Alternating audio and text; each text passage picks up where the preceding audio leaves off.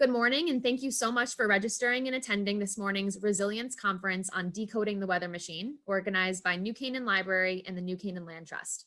My name is Kayla Del Biondo, and I'm Coordinator of Adult Programming and Outreach at the library, and you'll be hearing from Aaron Leffland, Executive Director of the Land Trust, later this afternoon. It is my great pleasure to kick off this morning's conference with some background information on how the Resilience Program Series came to be and who we've worked so closely with along the way. New Canaan Library is a proud recipient of the American Library Association's Resilient Communities Grant and has partnered with the Land Trust to organize 4 public programs centered around films which explore climate change and community resilience. In February, we hosted a community watch of The Secret Life of Trees, which was followed by a panel discussion with foresters, ecologists, and land managers working in Connecticut's forests. In March, we hosted a community watch of Fire and Flood, Queer Resilience in the Era of Climate Change, and welcomed representatives of the University of Michigan and the University of Puerto Rico to discuss their efforts in building the Emergency Response Archive of Puerto Rico digital open access repository. Today's conference is part 3 of 4, centered around the film Decoding the Weather Machine, where we'll welcome 3 superb presenters momentarily, Dr. Waleed Abdelhadi, Colonel Jason Kelly, and Dr. James O'Donnell. Our final part of this program series is on May 12th, on the Champion Tree Citizen Science Project in New Canaan, where we will welcome Dr. Andrew Rainman, who will discuss the important role urban and suburban forests play in addressing the impacts of climate change. Aaron will explain that a little bit more later on. Along the way, we have received support from the New Canaan Conservation Commission. Special thank you to Chris Schipper, and Planet New Canaan. Special thanks to Robin Bates Mason and Mickey Porta, who is helping facilitate today's event. I'd also like to extend a special thanks to Bill Flynn, Executive Director of New Canaan Nature Center, who will hopefully be hopping on and assisting us with today's conference, as well as town leaders who are planning to be in attendance today from some of New Canaan's Pollinator Pathway organizations, including Krista Carr of the Glass House and Tiger Man, our Director of Public Works in town. Finally, a special thanks to my colleague Laura Cavers of New Canaan Library, who couldn't attend today, but was heavily involved in the planning process, and I'm sure she's going to watch the recording. Waleed Abdelhadi is director of the Cooperative Institute for Research in Environmental Science at the University of Colorado Boulder, where he's also a professor in CU Boulder's Geography Department.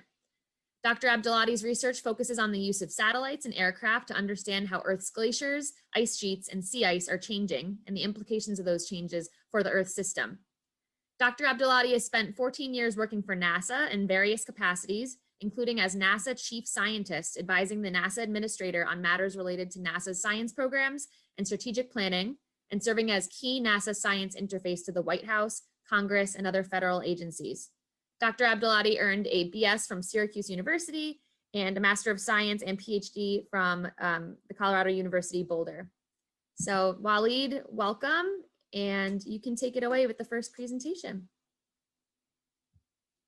Go ahead and unmute yourself when you're ready. Yeah, sorry about that. Thank you. I heard you say something coming up is going to be on citizen science, and I encourage anyone who has even a mild interest to join that, because I had the opportunity, and I know this is off topic, but I had the opportunity to host a 4-part series on PBS on citizen science called The Crowd and the Cloud. And I learned so much. It was just cool. It just sucked me in. So it's a great opportunity to engage, and I encourage anyone to pay attention to that and join.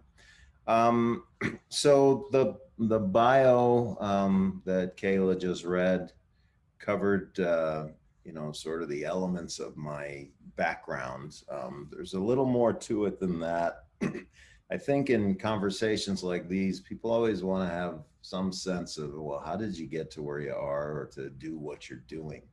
My bachelor's degree was in mechanical engineering, and I did that because my dad had passed away when I was 12 years old, and we grew up with no money, and I had 2 loves. I loved theater, and I wouldn't say I was good at math and science. And so when it came time for college, I thought, nobody thinks of the starving engineer as opposed to the starving actor trying to break through. So I went the safe route.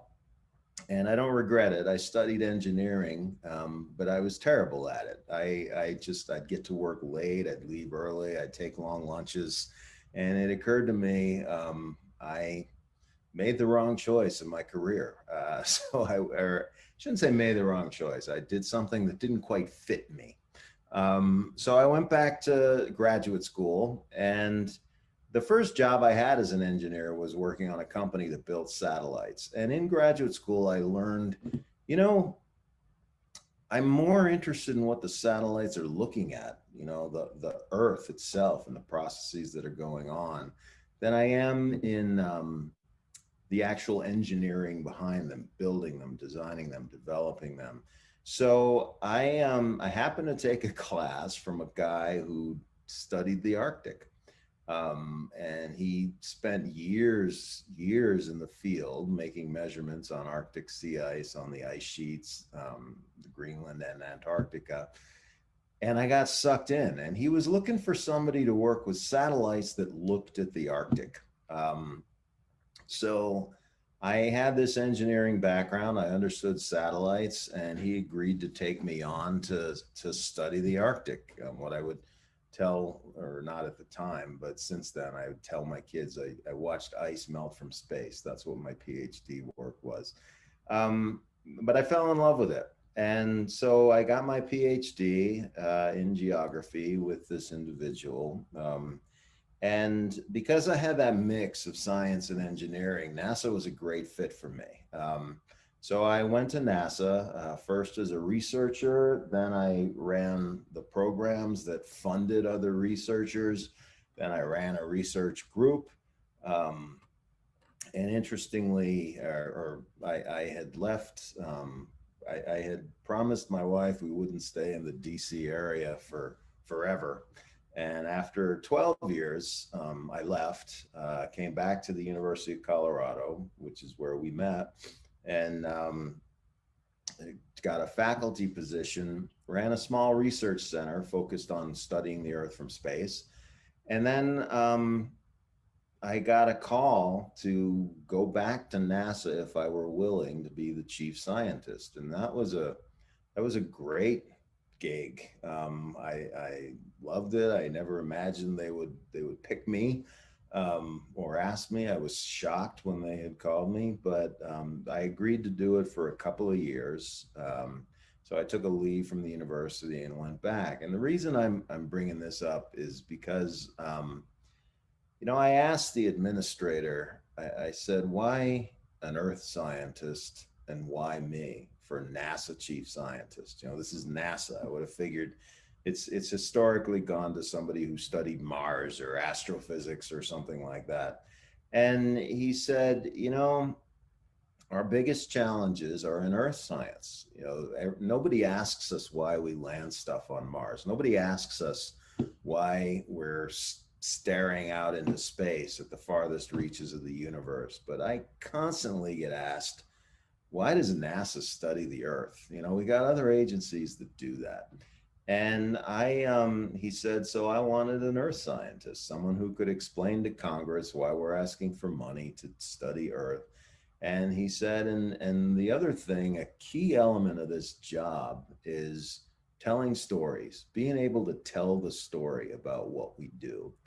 And he said, I had done my homework, and a lot of people said, you tell a good story. So I wanted to reach out to you and see if you were interested. And I'm delighted. So that little bit of theater that I did in high school that I did not pursue somehow came across and helped me get what is one of the best jobs in the world, NASA chief scientist. And I use those skills when I talk to Congress, when I talk to members of Congress, because the NASA Earth Science budget was often a challenge. There were skeptics of climate change and the human influence. And when there weren't skeptics, there were people that bought it, but didn't think it was worth spending the money. And assuming you've watched the show, Decoding the Weather Machine, I think you can appreciate it's worth spending the money. And something in that movie really really struck me. You know, there were those three graphs: suffer, adapt, and mitigate. And how when you advance one, you can lower the others. And what I would tell people is, you know, the climate's changing. It always has, and it always will. But we're at a different point in human history and civilization where humans are affecting that change. And our success in the face of that change depends on three things. It depends on how big the changes are, how quickly they come, and our ability to anticipate them and prepare for them. And how big the changes are and how quickly they come depend on our actions. And I would say to the members of Congress or other policymakers, that depends on you. You know, that depends on the policies you make. Because we can choose to mitigate, we can prepare to adapt, but you know, well, we can choose to mitigate, which affects the magnitude and rate of those changes, or we can choose not to, which also affects the magnitude and rate of those changes. But the role for NASA is that last piece about the ability to anticipate change and prepare for it. Observing the Earth from space, we see all the interactions among the components of the Earth system, and we get the story, we get the relationships, we watch the story of the Earth unfold. We understand how things work. Also, John Holdren in particular spoke in the show about how we have models and we calibrate them against what's really happening in the world. Well, you can't do that without observing what's really happening in the world. And while ground measurements are essential, ocean buoys are essential, it's the space-based observation that puts it all together. So it's really a fundamental element of understanding our planet. And it's really a fundamental element of figuring out what to do about it, because you can't figure out what to do about something until you understand how it works. So that's kind of my experience at NASA. Scientifically, as I said, I study ice, mostly melting from space and from the air. I've done a lot of work on aircraft. And most of my work has been in Greenland, some of it on the Canadian ice caps, a little bit in Antarctica, the Patagonian ice fields. Wherever there's lots of ice, I've gone. And also Arctic sea ice. And why this matters, the Greenland, Antarctica, the ice sheets are pretty obvious. Well, actually the sea ice too, from the movie, but Greenland and Antarctica are huge reservoirs of sea ice, or excuse me, of sea level rise potential. The glaciers of the world, apart from Greenland and Antarctica, if they all melted, the oceans would rise about 2 feet. The thermal expansion of the ocean, when it heats up, it expands maybe another 1.5 feet. But the Greenland has about 23 feet of sea level stored in it. Antarctica about 200. Now, that's not all. It's not all going to go away. But the question is, I mean, the ice isn't all going to melt and spill into the ocean. The question, though, is how much will? How much will quickly? So the wild cards of sea level rise are rest in the ice sheets. And so we spend a lot of time studying the stability. You know, can the ice sheets dump a foot or two into the ocean? Yes, certainly, and easily. It's easy to see where the first couple of feet come from. Can they dump 10 feet, 20 feet? It's possible. It's not, we can't say it's likely, but we can't say it won't in the next 100 years. So this is where a lot of the attention is being paid, and that's where I've done my work. And we use satellites to do that. And I'll get into how we do that in a little bit. And then, so that's sort of my NASA history, my research history. I'm currently the director of CERES, the Cooperative Institute for Research in Environmental Sciences. And CERES, it's a partnership with NOAA, and we study every aspect of the environment, from the surface of the sun to the center of the earth and everywhere in between. We're supported by NOAA, the National Oceanic and Atmospheric Administration. About half our support comes from there, and the rest is more academic research. We get funding from NASA, the National Science Foundation, the Department of Energy, and National Institutes of Health. One of our people is doing a lot of work and providing input for the Centers for Disease Control on COVID and how that spread. He's an aerosol chemist, so his expertise is on how aerosols and particles disperse. And so, as you might imagine, that's very relevant to public health. So that's CERES. That's what we do. And I'm gonna just mention, I told you I worked for NASA, did research at NASA, and that's been in understanding the ice, primarily the ice sheets. And the way we do that is we use a few different tools. We're able to do this from space and the air. The one I most worked on was a satellite called ICESat, the Ice, Cloud, and Land Elevation Satellite. And I have some images of these things, but I'll just try and describe it verbally first. So ICESat is a satellite that flies, it orbits the Earth, and it fires a laser pulse down at the surface of the Earth. And we know the speed of light. So if we know the precise position of the satellite and the attitude, the exact angle in which it's pointing, you can't even be a little bit off, because you're about 500 kilometers above the Earth, and you're firing this laser pulse at the surface of the Earth. If you don't know your angle, you don't know where on the ground that is. So we put a lot of energy into understanding. I should probably angle this down a little bit. A lot of energy into understanding the attitude, the pointing position, and the exact position with GPS of the satellite. We fire the laser pulse down at the surface of the Earth. It bounces off the ice back to the satellite.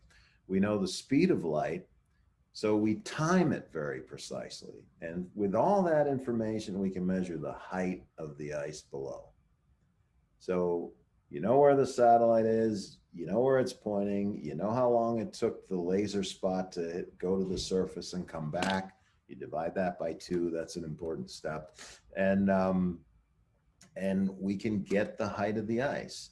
And because we're so good at knowing where we are and pointing, we do this over and over and over, and we essentially revisit the same spots. The satellite flies over the Earth, it orbits the Earth every about 90 minutes, and the Earth spins under it.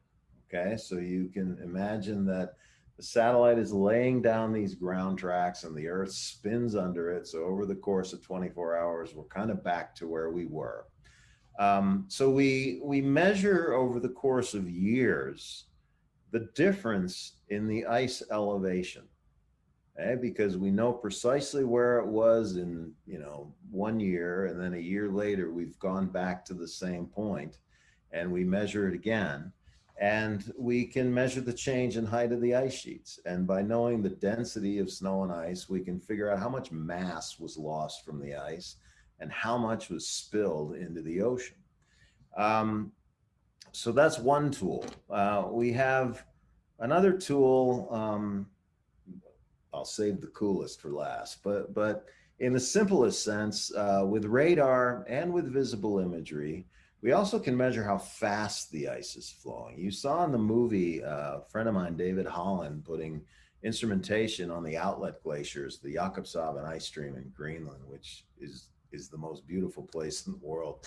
But we can measure by looking at crevasses, right? And the nature of the ice. God, my hands look huge in this. I better pull it back.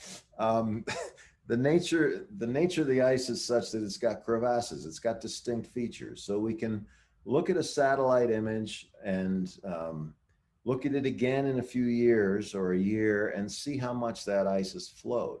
And what we see is the speed up of these outlet glaciers that flush the ice into the ocean. And so with that, we can track the flow. And then the last tool is it's called GRACE. It's the Gravity Recovery and Climate Experiment. And try and explain this. It's two satellites that fly around the Earth. And the speed at which a satellite flies depends on the mass underneath. And the reason for that is you can imagine a satellite orbiting the Earth is always trying to fall, right? It's the gravitational attraction is pulling it toward the Earth, but it's going at a speed that lets it not fall, right? It's the centripetal acceleration, the outward force from the speed keeps it in orbit. But when there's more mass pulling it down, then it speeds up just a little bit because the mass, as it's falling over the edge of the Earth, is pulling it over the edge of the Earth faster. So when you can imagine, let's see, how do I do this? Well, let's say this button on my shirt is just a point on Earth. And you have, I'll do it with two fingers. You have the satellites orbiting. When the first one gets close to the button, it speeds up.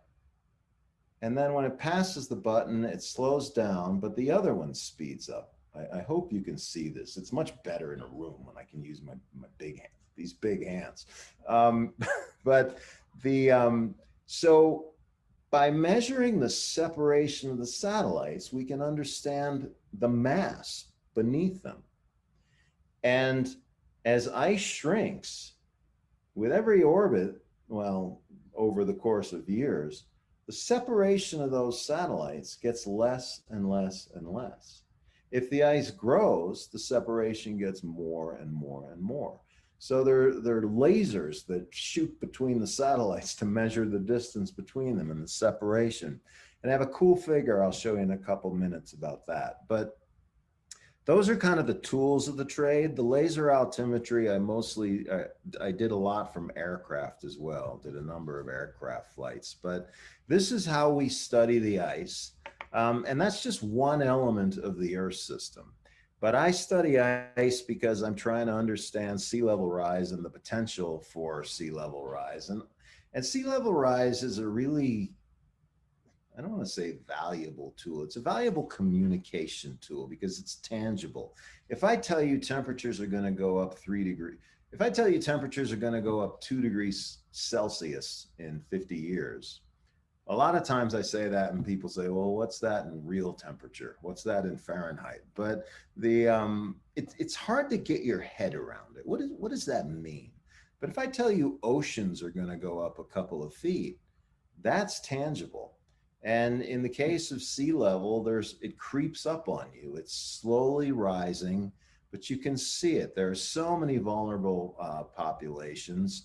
It's costly. The erosion of the seas, of the coasts, exacerbated. Storm surge is a tremendous effect where as winds intensify and it blows the water up on land, there's more flooding.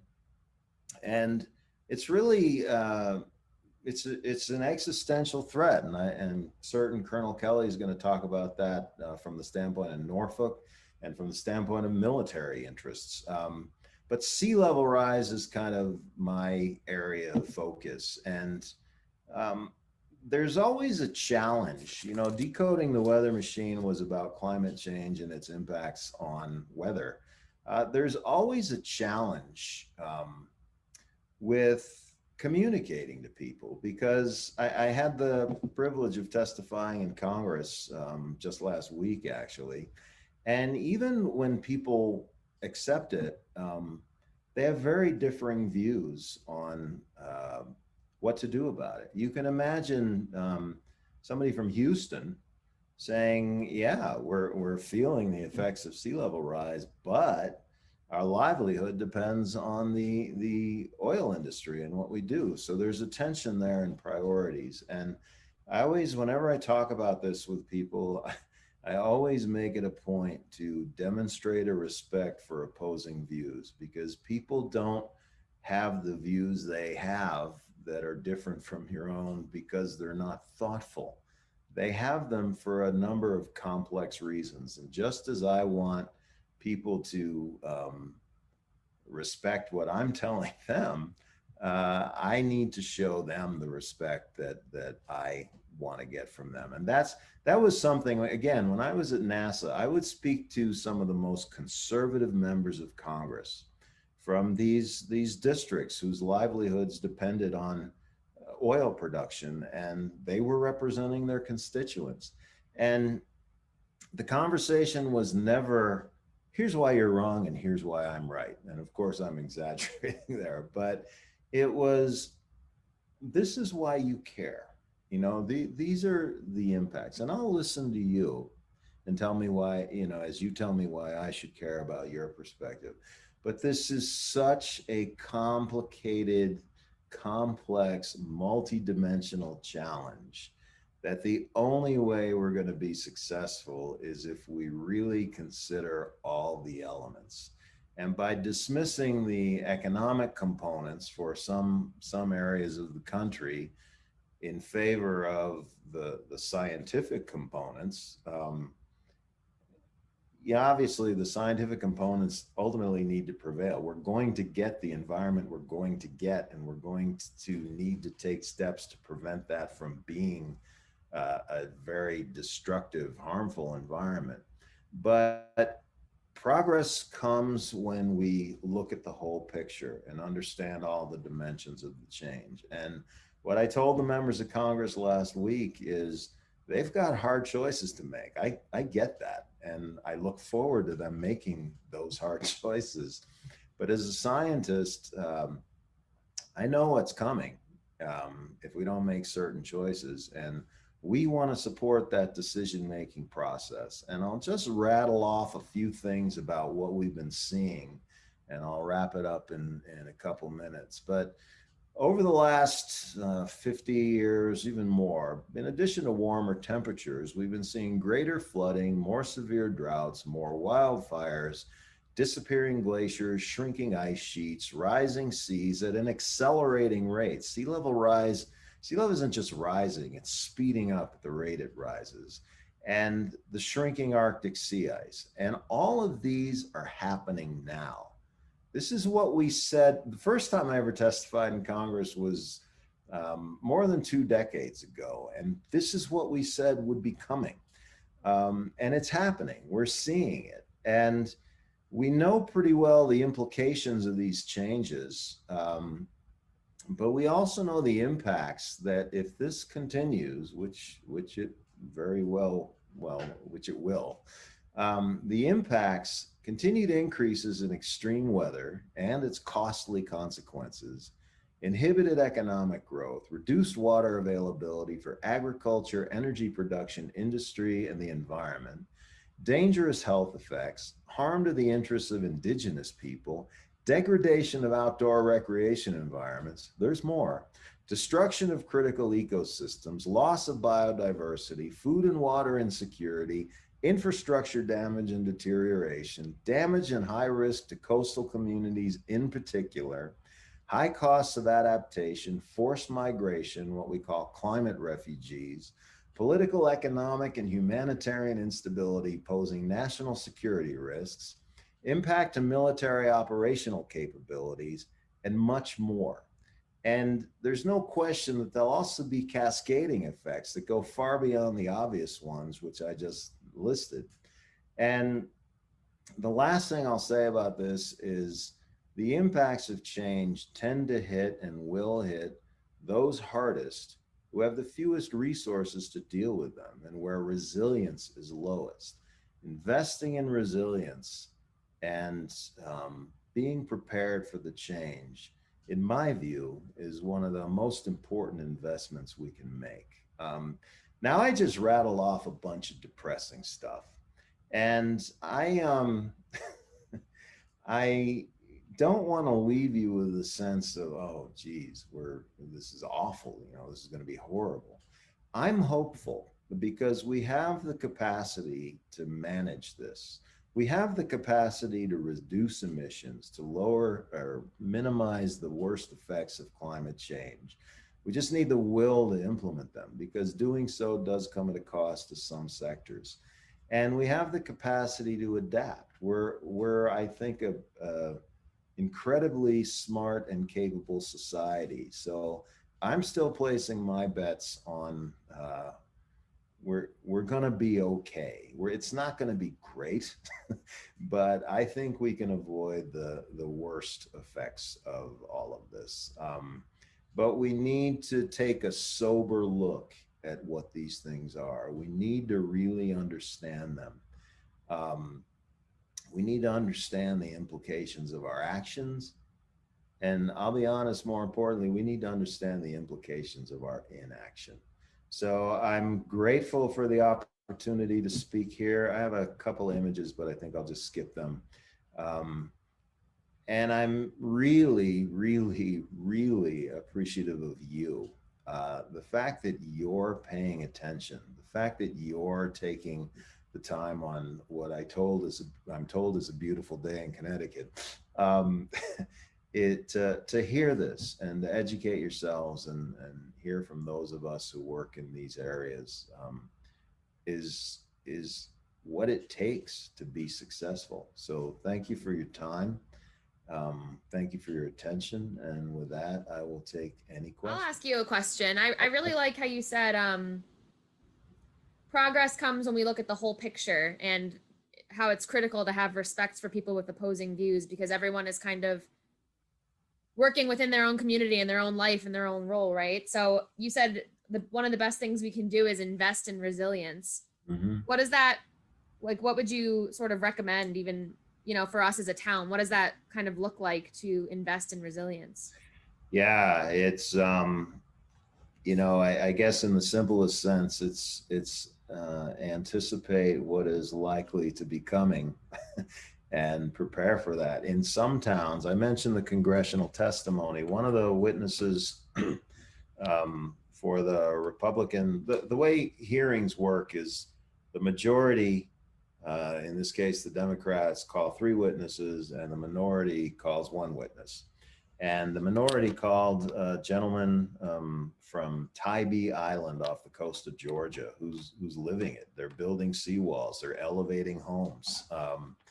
They're feeling today what you might feel in 50, 100 years. I don't know when, but it could be 200. I don't know your elevation, and I don't know what the oceans are quite going to do. But from a sea level perspective, a lot of communities are building seawalls. A lot of communities are elevating their homes. And that doesn't sound at all attractive, but it's better than the alternative. And unfortunately, another approach people are taking is to move uphill. And there's a troubling effect associated with that, is what used to be the most desirable properties right at the coast become a little bit risky to own. So property values change in anticipation of this change. So the best, when I say invest in resilience, the first investment is investing in awareness. And then the second is taking these mitigative actions, not mitigating climate, but mitigating damage to your locale. And in the case of sea level rise, it is seawalls. And you can imagine if oceans rise a foot in the next 50 years, it's pretty manageable. You don't have this big 10-foot ugly seawall blocking your view of the ocean. But if it's more, then it's a challenge. Another thing is anticipate more severe weather. So I think building more resilient homes and structures that can withstand, I won't say flooding, but higher winds, those kinds of things, more rainfall. The prevalence of hurricanes is likely, or severe storms is likely to go up in the Atlantic. So just sort of build structures that can absorb those impacts. Thank you. Looks like Mickey has a question. Mickey, you could go ahead and unmute. You mentioned trying to wrap your head around what some of these things mean, like a temperature increase, a 1 foot sea level rise. How many feet in is that? Do you know what I'm saying? Yeah, like 1 yeah. foot doesn't sound like a lot, No, but it 1 doesn't. foot up is how many in? Yeah, and 1 foot up on a 2-degree slope. It depends on how steep your coast is, and that's a very complicated question. But I'll try and give you a simple answer. In California, most homes are built on bluffs and they're high up. But on a beach has very little slope. 1 foot up can be about 100 feet in. And that's just sea level rise, right? When you add in stronger winds and the storm surge that pushes the waters up during storms, then it can be quite a bit more. In a place like Florida, 1 foot can be a mile, depending on where you are. From what I remember about coastal Connecticut, it's not as shallowly sloped as Florida, so it wouldn't be quite as bad. The other thing, and I didn't get into this, but it's relative sea level rise. So I come back to Houston because they're extracting oil. Their land is actually sinking. Louisiana, Texas, Mississippi. And the other thing is, you can imagine if the ice sheets, Greenland and Antarctica, lose mass, what the Earth is going to do is it's going to go up a little in the high latitudes and in a little at the low latitudes. There's an isostasy, right? So as the poles go up, the equatorial regions go in.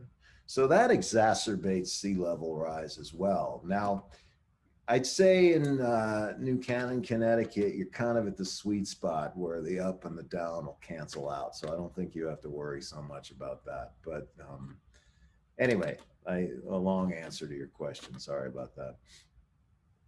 Nikki, I just did a quick Google. Sort of town center for New Canaan is about 344 feet above sea level. But if you go to the town center of Darien, that's only 52 feet above sea level, and that's still a bit of ways from the coast. So those coastal communities are going to be the ones that get impacted.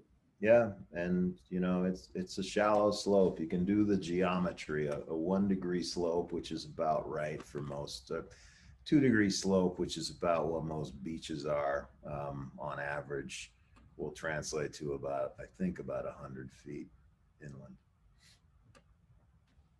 Does anyone have any final questions for Waleed? Since we're a smaller group today, we might sort of use the Q&A sessions in place of the discussion groups at the end, kind of talk as we go along throughout the day, but we'll still leave time for audience members to share like final thoughts at the end. Any last questions before we move on? I'd like to ask a quick question if I could. Sure, please.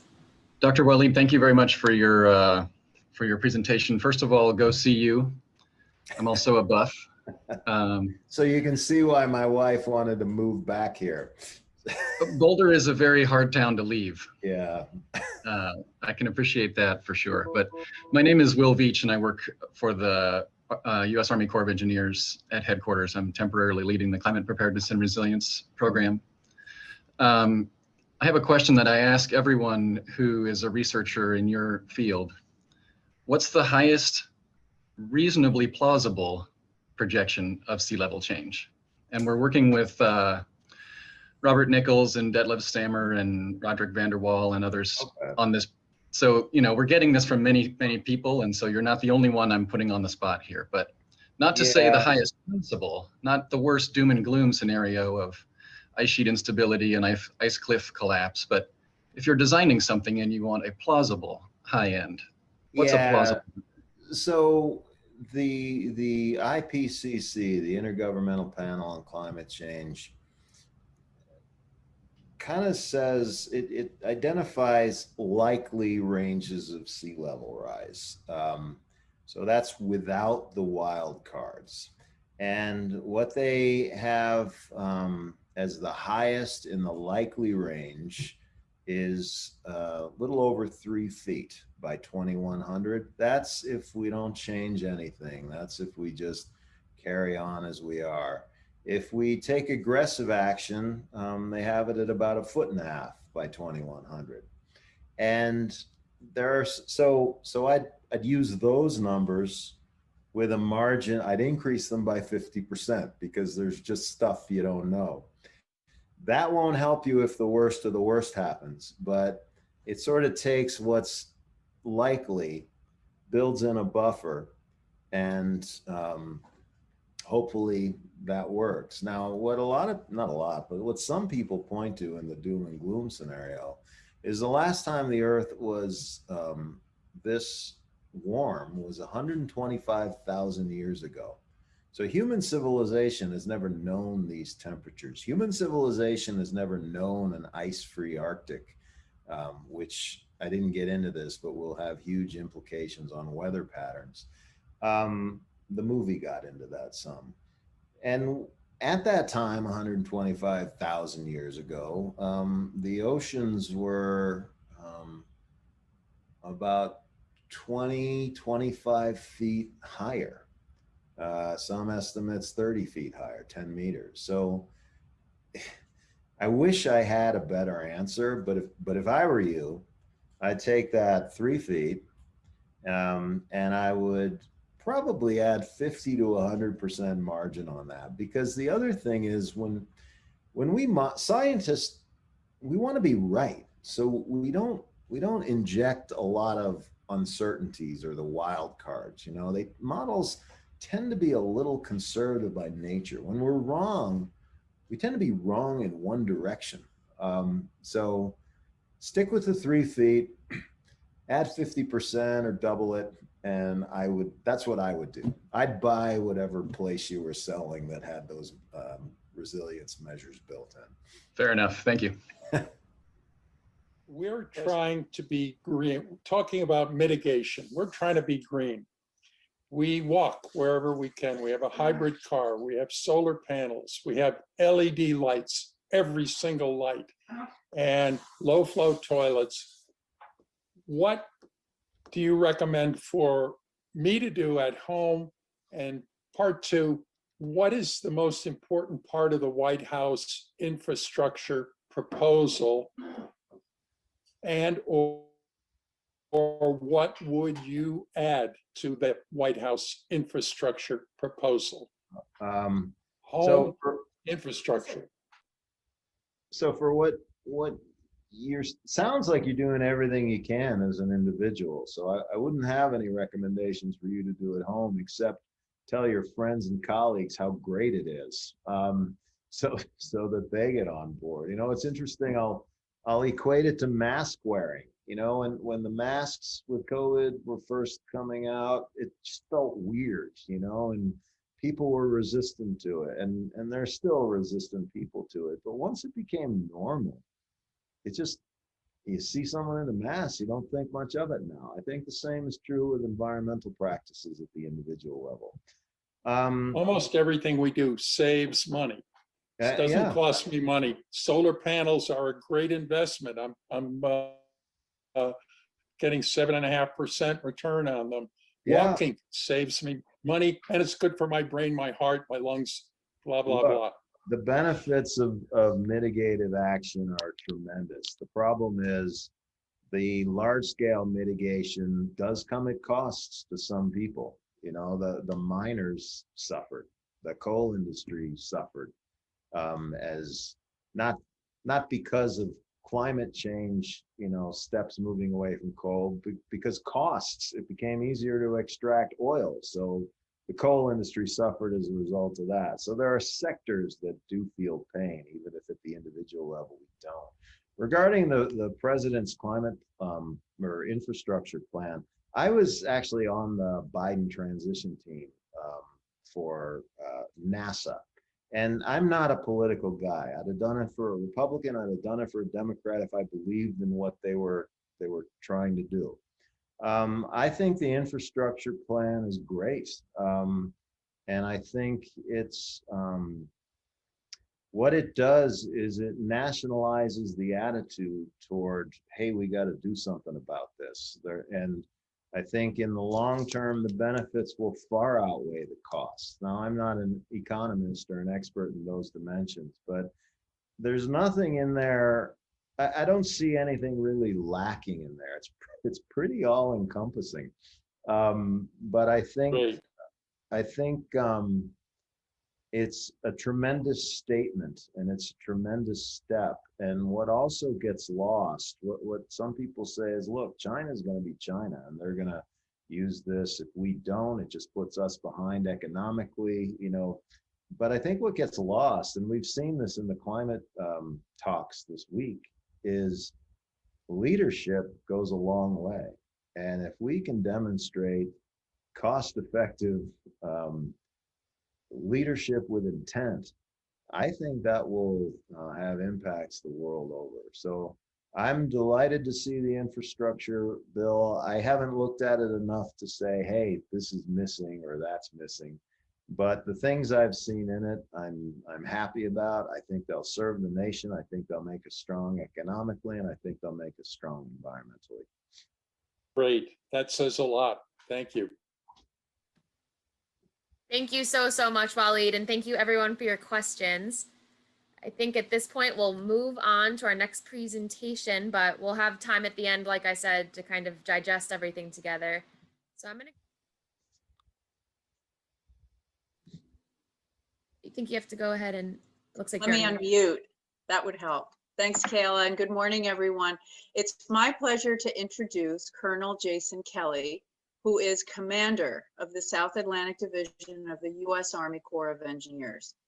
Colonel Kelly joined the South Atlantic Division from the Pentagon, where he most recently served as director of the Office of the Chief of Engineers.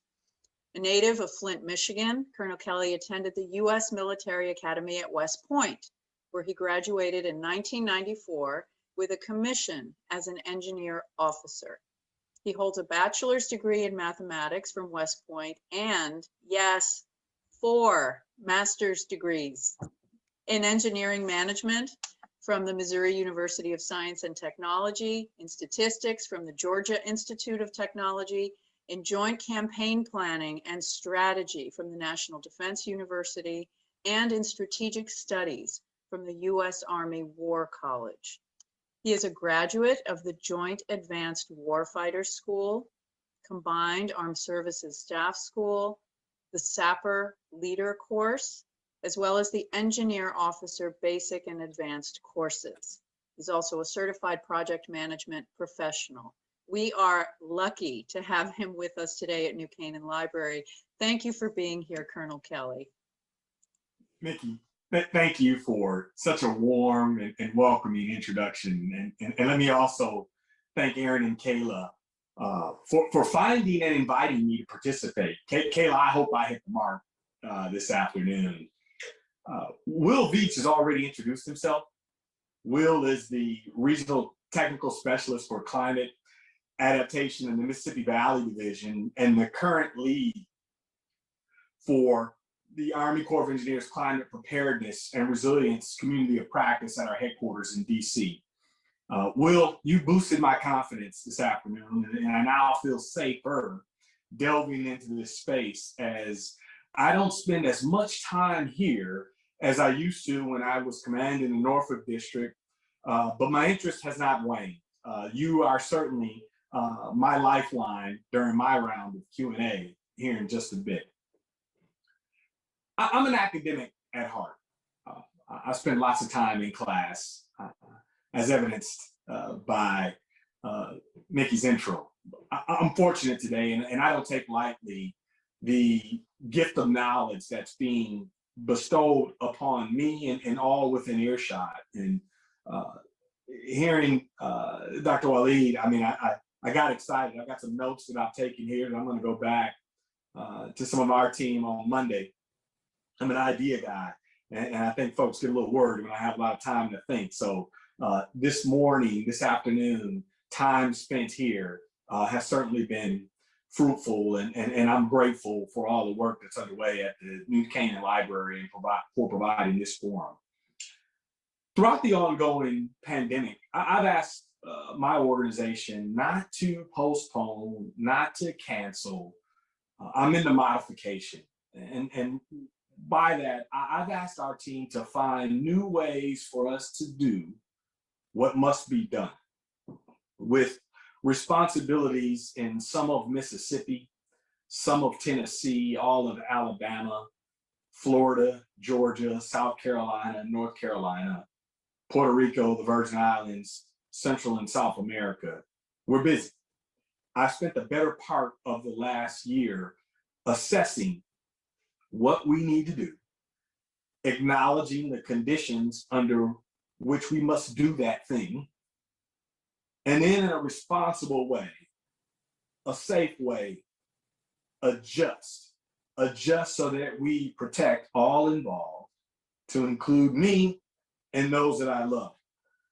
With this virtual gathering as proof, the team at the New Canaan Library is doing this too. I applaud your effort here and the good work that you all have continued to do in spite of the current environment. As an engineer, as an Army engineer, this is without doubt an exciting time, an exciting period, because what we were doing, what we were talking about in Norfolk several years ago, what we were saying about adaptation for the city, what we were saying about adaptation for Naval Station Norfolk, seems to be resonating. I'm encouraged. In late January, President Biden issued Executive Order 14008. And this order put climate change at the center of United States foreign policy and national security. It takes a government-wide approach to addressing climate change. The United States Army Corps of Engineers supports the president's direction to include climate considerations as an essential element of our national security and to assess the impacts of climate change on our mission, on our operations, on our infrastructure. Recent Earth Day celebrations, things we did earlier this week, provided platforms where our nation's senior-most leaders and a host of international leaders revealed commitments to address climate change. In fact, during remarks from the White House yesterday, President Biden expressed gratitude to all of the world leaders who announced commitments at the Global Climate Summit to curb emissions. He also stressed the importance of international cooperation. I have to say I was excited. And as I prepared for this talk, I could not help but get fired up. I'm honored to participate today, to participate as an ambassador for the Army Corps of Engineers, an engineer of our great nation, and a member of the team who's engineered solutions to our nation's toughest challenges since the Revolutionary War. So I share the thought that will prevail. I believe that we're acknowledging what we can do today, and we're moving out, we're taking action. And as I said, I'm encouraged. As such, the U.S. Army Corps of Engineers, or USACE as we're commonly known, plans, designs, constructs, operates, maintains, and disposes of assets, facilities, and infrastructure to ensure reliable performance of authorized water resources management and military support missions and operations. To do so, we rely on the best available and actionable science.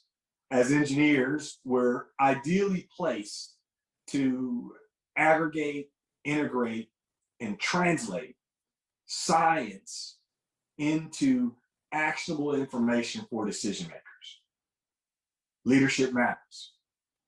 This translation is necessary because the science agencies and academics cannot possibly know the various types of decisions that are made by the implementing and operating agencies, the legal and authority requirements, and the consequences of the decisions or the trade-offs that are being made. And this is in part because of the purposes of the work, the responsibilities. The consequences are vastly different between operating agencies serving the public and providing national security, such as the Army Corps of Engineers and Department of Defense, and some of the science agencies, or those looking at it purely from an academic perspective, academic sense. Science is incentivized to push forward, explore new ideas, make incremental to large leaps in knowledge. And as part of this process, they produce peer-reviewed papers for publication. If the ideas aren't well-founded or otherwise fail peer review, scientists can go back to the drawing board and try again. Again, I'm an academic at heart, and so I like this. Love living, love being in that environment. But even if published in a peer-reviewed journal, science community can reject some or all of the approach that was shared in the paper. And the result is the same: more research, and you publish another paper. If engineers and operating agencies fail, people can die, large economic damages can result. And it's for this reason that the responsibility and accountability borne by engineers and the consequences of their decisions, in my opinion, are on an entirely different scale. This is especially true in the realm of climate adaptation. It's especially true when we're dealing with complex problems over long time scales with large consequences. It's for this reason that we are leveraging large federal investments in climate science as we perform the translation function to develop climate and risk-informed policies, guidance, methods, and approaches that are suited to the decisions we're making and their consequences. We're doing this in a very healthy and necessary way. We are actively interacting with the science community to shape science to meet our needs. The Army Corps of Engineers relies on the very best available and actionable science. Climate change has been identified by the Department of Defense as a critical national security threat and a threat multiplier. Improvements to master planning, to infrastructure planning and design are recognized as vital for reducing current and future vulnerability to climate hazards, to installations, to missions, and to operations worldwide. Understanding installation exposure to climate hazards individually, as well as across the installation portfolio, is the critical first step in assessment vulnerability. As damages and disruptions from extreme weather events have continued to increase, and in line with projections of further increases over this century, climate change exposure has become an increasingly important issue for installations and for the Department of Defense as a whole. Currently, each department has its own approach, its own way of addressing climate change exposure at its installations. And I saw this in spades when I was in Norfolk, as that's primarily a Navy town, and I was an Army guy operating in a Navy town, but it afforded me an opportunity to see this variance, this variety that exists within the Department of Defense. The approaches are broadly similar, but they rely on different data sources and different approaches to interpreting that data tied to the variance in the missions and the operations of each, in this case, branch. But the climate is changing and will continue to change. And this is a challenge that for the Army Corps of Engineers, we're already seeing and facing this in our civil works and military programs. It's interesting that in the previous presentation, the places that we're using and that are perhaps the bellwethers for what's to come, Tybee Island and much of Florida, in fact, are both in my current area of responsibility. So I am spending time on what are we doing to maintain those structures that we have responsibility for in those particular areas, and what are we doing to make the things that we plan to do now and into the future resilient and capable of withstanding what we project, what we think will be true for these particular areas. USACE has statutory responsibilities to provide our authorized services to the nation under these changing conditions, now and into the future. Effective preparedness and resilience demands creativity. It demands creative combinations of non-structural, structural, management, natural and nature-based measures, as well as complementary actions by our many partners and stakeholders. Ensuring that our projects and programs perform well into the future provides improved military readiness, life safety, and economic returns through reduced flood risk, reliable navigation, and dependable supplies of electricity and water. The Department of Defense, state and local partners are reliant on the Army Corps of Engineers developed engineering tools and guidance to inform their own solutions. Local governments and businesses routinely request assistance with rising sea levels, the impacts of increased flooding due to water cycle changes, and other impacts. Climate change and variability are already affecting project performance in our portfolio. It's happening now. Increased coastal flooding, increased frequency of extreme heat, changes in precipitation frequency, intensity, and duration, and then the increased frequency and intensity of floods and droughts. This is happening now. In response to this truth, we're preparing for and adapting to climate change throughout the life cycle of all of our projects and programs. Adaptation to changing conditions involves understanding the past, currently changing and foreseeable future conditions in which our infrastructure projects and programs must perform, identifying thresholds or triggers for projects and programs where climate change might result in decreased reliability or failure to perform, assessing the likelihood of decreased reliability or failure over the project or program's lifetime, estimating the time horizon required to take action before significant decrease in reliability or failure, planning and implementing cost-effective resilience measures as needed, as necessary.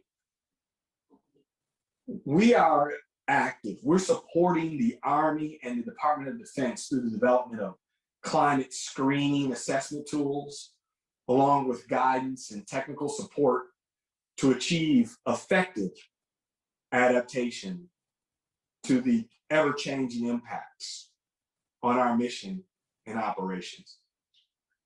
The Department of Defense has adopted and expanded tools. We've got a tool developed by the Army Corps of Engineers that will be used to project the effects of climate change on almost 14,000 locations.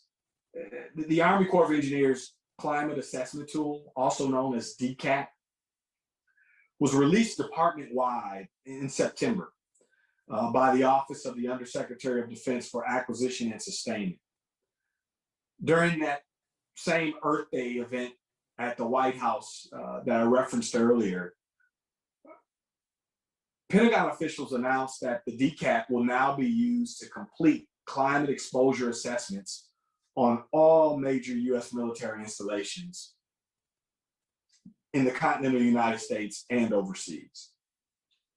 The DCAT will provide screening levels to guide further studies where missions and operations are sensitive to these hazards and the resulting investment in resilience measures. It's my hope that in this brief pitch that I've effectively communicated the Department of Defense commitment, the Department of the Army commitment, the Army Corps of Engineers commitment to acknowledge and combat a challenge that Defense Secretary Lloyd Austin has called an existential threat, a threat that's making the world more unsafe. I think I'll stop it and leave it there. And we've got a few moments left in this block, and with Will's help, for sure, I'm happy to field any questions you may have regarding ongoing Department of Defense and/or Army Corps of Engineers climate change response efforts. Colonel Kelly, you described sea level rise as a threat multiplier, and there was a particularly poignant part in the film where an inhabitant of the Marshall Islands describes how her island home is literally disappearing under the water, and her fear that with it will go her people's culture and identity as they become climate refugees.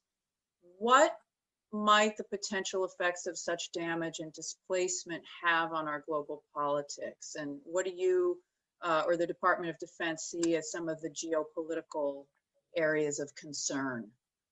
Yeah, so there are a couple of different ways that I personally think about that.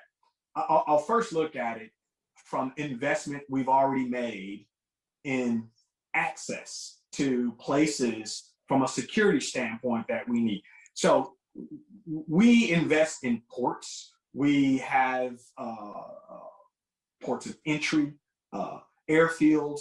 If you think about accessibility for a worldwide response, we don't want to lose that. So that's one way to think about it. You can also think about it from a cultural standpoint. We want to preserve culturally, not just, and I'm going to come home. I'm going to talk about the historical, let's use, again, the Hampton Roads area, of which I'm very familiar. Think about Jamestown. Think about what was Fort Monroe, but the history that's there. Think about Norfolk, where the district was also home to Fort Norfolk. So there's a host of historical significance of that area. And we think about preservation. We want that. We want to maintain that. So the question you've posed, I can think about it purely from a defensive standpoint. Again, accessibility, being a good partner, right, is one. I can think about it that way. I can think about it the preservation of history. But if I just use economics, again, go to Norfolk. Naval Station Norfolk is the largest naval station in the world. We don't want to have to pick up and move that. So as the realities of climate change come to fruition, sea level rise, we don't want to retreat. We don't want to move everything to Mayport. And by the way, it's not much better in Florida, right? So we don't, that costs money. So you can come at it from a myriad of angles to think about why the existential aspect, why do nothing is not a viable course of action. And if nothing else, think about economics. If you sort of wave off cultural, if you wave off some of the other things, security and economics ought to be sufficient enough to incite action. What happens, Dr. Abdullati was talking about how some of these estimates are pretty conservative. What happens if the sea levels rise faster than these forecasts predict? What will the evacuation of such large groups of people in our own country away from the coasts look like? And according to that assessment tool that you mentioned, do you already know who are the most vulnerable? So we have studies, some underway, and that is what has been the instigator of action in some of our most vulnerable coastal communities. Think what's happening in Miami. That's why think Norfolk. That's why some of the places folks are so active. I had a gentleman that I would bring when folks would come visit me in Norfolk. There was a restaurant owner who'd been there for 40 years. And this is during a time where we're debating what are the causes, what is it that's causing climate change. And what he would say to me, and it was very illustrative for me when I would try and communicate what's happening, is he talked about how much he had to move the tables and chairs now, as opposed to when he opened his restaurant. He talked about the realities of what he has to do in response to rainfall and what's happening. And so it was just you can believe what you want to believe. And he just talked about what he's having to do. Well, again, I expand that. I think about some that have beautiful properties, coastal properties, enjoying. We're starting to move them and they're starting to have to do things differently. So again, expand that idea to large swaths of our nation, large swaths of the coast, and who's having to move in, what we're deciding and having to protect, what our mitigation measures are. These tools, we do have models, and I'll invite you to offer a bit more as you're dealing in this particular space daily, certainly in your duties with the Mississippi Valley Division and with what you're doing at headquarters. I think that the climate tool that we're implementing absolutely gets after that. But I'd welcome you, while we have time, just to share a bit on some of the studies and some of the work that you've seen as what's happening with the populations as we move inward, if you would, sir. Yes, sir. Be happy to. This is a great question. And when people talk about sea level rise and they talk about what if we get the high scenario or what if we get the low scenario, it can become very challenging to come up with plans with any sort of certainty about what one should or should not do. In the Corps of Engineers, we approach the uncertainty in future sea level change with this multiple scenarios approach. So we have 3 scenarios from low, intermediate, and high, and our intent is to be robust or resilient or adaptable throughout the entire envelope of future sea level that we consider to be reasonably plausible. But when you look at this question of what do I do if it's on the low, or what do I do if it's on the high, you can get sort of paralysis of analysis where you don't really know what to do with that information. So what we do instead is we turn that question on its side and we say, it's a question of when, not if. You know, as Dr. Abdullati said, the sea level is going to keep rising for thousands of years, no matter what we do on mitigation. We can stop emitting carbon tomorrow. And by the way, we're not going to, but if we stop emitting carbon tomorrow, the sea level would keep rising for thousands of years. So that the fact of sea level rise is certain. What is uncertain is the rate. And so it's this rate question of when are we going to get to 3 feet? When are we going to get to 5 feet? That's what we don't know.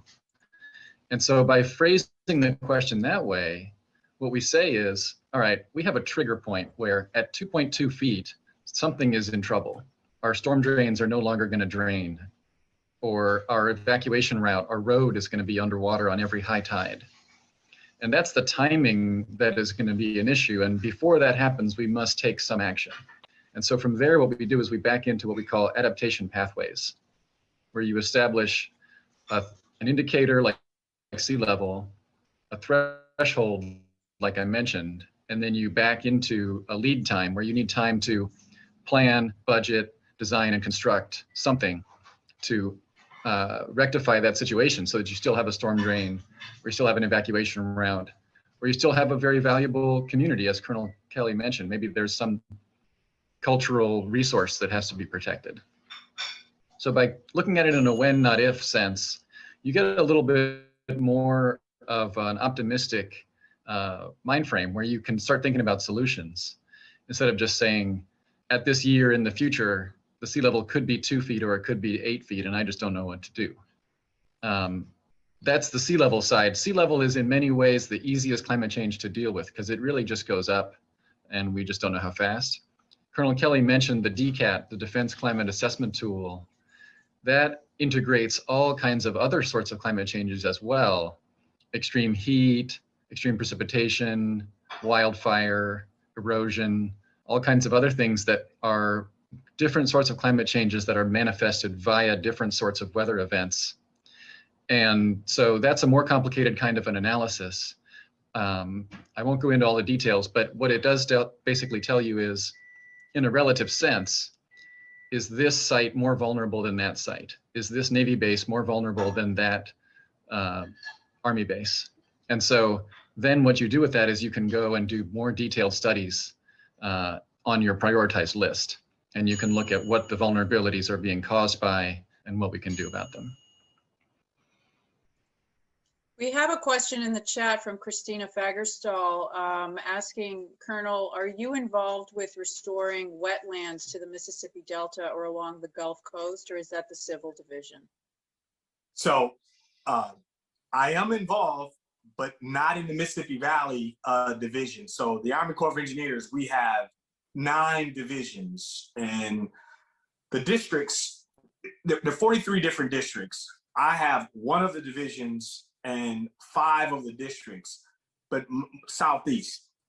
In Mississippi, so wetlands, yes, is the Army Corps of Engineers, but I'll come back to you if we want, if we want to talk wetlands, because you've got representation of 2 divisions here. So I command the South Atlantic Division, and Will is a member of the Mississippi Valley Division, which is commanded by Major General Diana Holland, who just happens to be my predecessor in the division that I command. But I think we can handle the question. So yes, us, just not my division. And there was another question in the chat that came in for Dr. Abdulati or Colonel Kelly. Can you give a brief status or outlook for the New York area HATS, H-A-T-S program? I don't know what this is. We had that come in a little earlier. The New York, New Jersey Harbors and Tributaries project. That's what gets the acronym HATS, or NYNJ HATS, which I started pronouncing as Ninja Hats. And then the division went and bought the URL for Ninja Hats just to make sure that nobody would get it. So just imagine like a balaclava or something. But that is a large scale study that is underway. So after Hurricane Sandy, there was a whole comprehensive coastal study called the North Atlantic Coastal Comprehensive Study. Now, normally when the Corps of Engineers does a study, it's a focused thing. We're looking at building a new levee around Norfolk, and we're going to evaluate all the, we wouldn't start with a levee, we'd start with the problems and opportunities, and then we would go for different alternatives and different measures, and we would screen different, because after Hurricane Sandy, there was a recognition that for this entire coastal area of the North Atlantic, there was a real lack of data and models and tools and frameworks that could be used to evaluate issues and possible solutions. So this comprehensive study was done not to evaluate any particular project, but just to generate all of those products that could then be used for more focused analysis. And so from that North Atlantic Coastal Comprehensive Study, or NACS, we have all these acronyms in the Army and we have to pronounce them all the time. So from that NACS study came out this more focused study called HATS, or Ninja Hats. So that is a project that is underway. They're still looking at possible alternatives. The alternatives that they're considering scale way up, all the way to very large storm surge barriers across large sections of the harbor, all the way down to focused smaller alternatives, structural, non-structural, natural and nature-based features that are focused on little areas. So it's still in the project planning process. I would say that's the update, but there is a website, and you can check in on the progress as it progresses. Yes, I see Dr. Abdulati put something in the chat. There's a long link in the chat to that. And just we're about to go to a quick lunch break, but before we do, there's a question from Judith Leaveskin. Could you just quickly, what can be done to mitigate fire threats like in Boulder in California? Wow. The fire threats are there because the snow melts earlier, there's less precipitation, a lot more drought, and the kindling is there. What they do to mitigate fire threats, I mean, if the climate is going to remain as it is or get worse, controlled burns to reduce the fuel and constrain where the fires occur. Apart from that, not much else except preparedness to fight. The controlled burns are sort of encircle the areas that are vulnerable so that if they do catch fire, they don't spread to others and propagate over large areas of land. But really the energy is going into preparedness to fight the fires. I don't know, Colonel Kelly, you may have another view on that, but that's what I see in the Western US.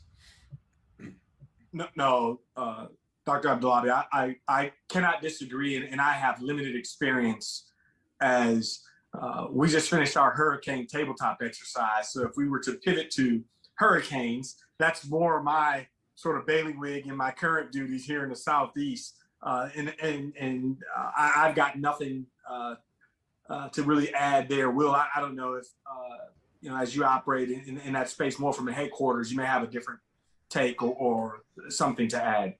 Over. The only thing I could add is that we do have a water supply mission area. So to the extent that we can incorporate climate change considerations into our dam safety program, our drought contingency plans, our reservoir sedimentation information, we can probably try as best as we can to provide the water needed for firefighting. But I mean, that's very much at the very end of the process. It's going to be all more about sustainable forestry and trying to reduce those sorts of hazards up front. By the time you're picking up water with helicopters, 99% of it is already behind you at that point, I think. Let me add one thing very quickly. Most fires are started by lightning strikes, but a significant fraction does come from reckless campers. And so people can be better about the way they camp. One of the biggest ones in California was last season was just by a camper. Thank you very much. And now I'll turn it over to Kayla. Thank you, everyone. I'm going to go ahead and put us in the right spotlight. Thank you, Will. Thank you, Colonel Kelly. Thank you, Waleed, for coming back on. And thank you for those great questions, Christina and Nikki. Aaron Leffland. I'm the Executive Director of the New Canaan Land Trust, and we're thrilled to be one of the partners on this event. So thank you so much to Dr. Waleed and Colonel Kelly. It's been a great discussion so far. We've really appreciated having you. As Kayla mentioned, we're going to take about a half-hour break and return back here at around 1 o'clock. At that point, we'll hear from Dr. James O'Donnell, who is the Executive Director of CIRCA, which is the Connecticut Institute for Resilience and Climate Adaptation. So I think he'll be able to kind of take some of the maybe global or national discussion that we've been having and apply it more towards Connecticut and what we can do maybe more locally or what we should be thinking about more locally. His discussion will cover some of the similar themes, including sea level rise, coastal flooding, impacts on property values and insurance rates, as well as some of the more Connecticut specific things, including recreation and skiing in the state and things like that. So with that, I guess we'll take our break. Thanks everybody again for joining us this afternoon. Again, my name is Aaron Leffland. I'm the Executive Director of the New Canaan Land Trust.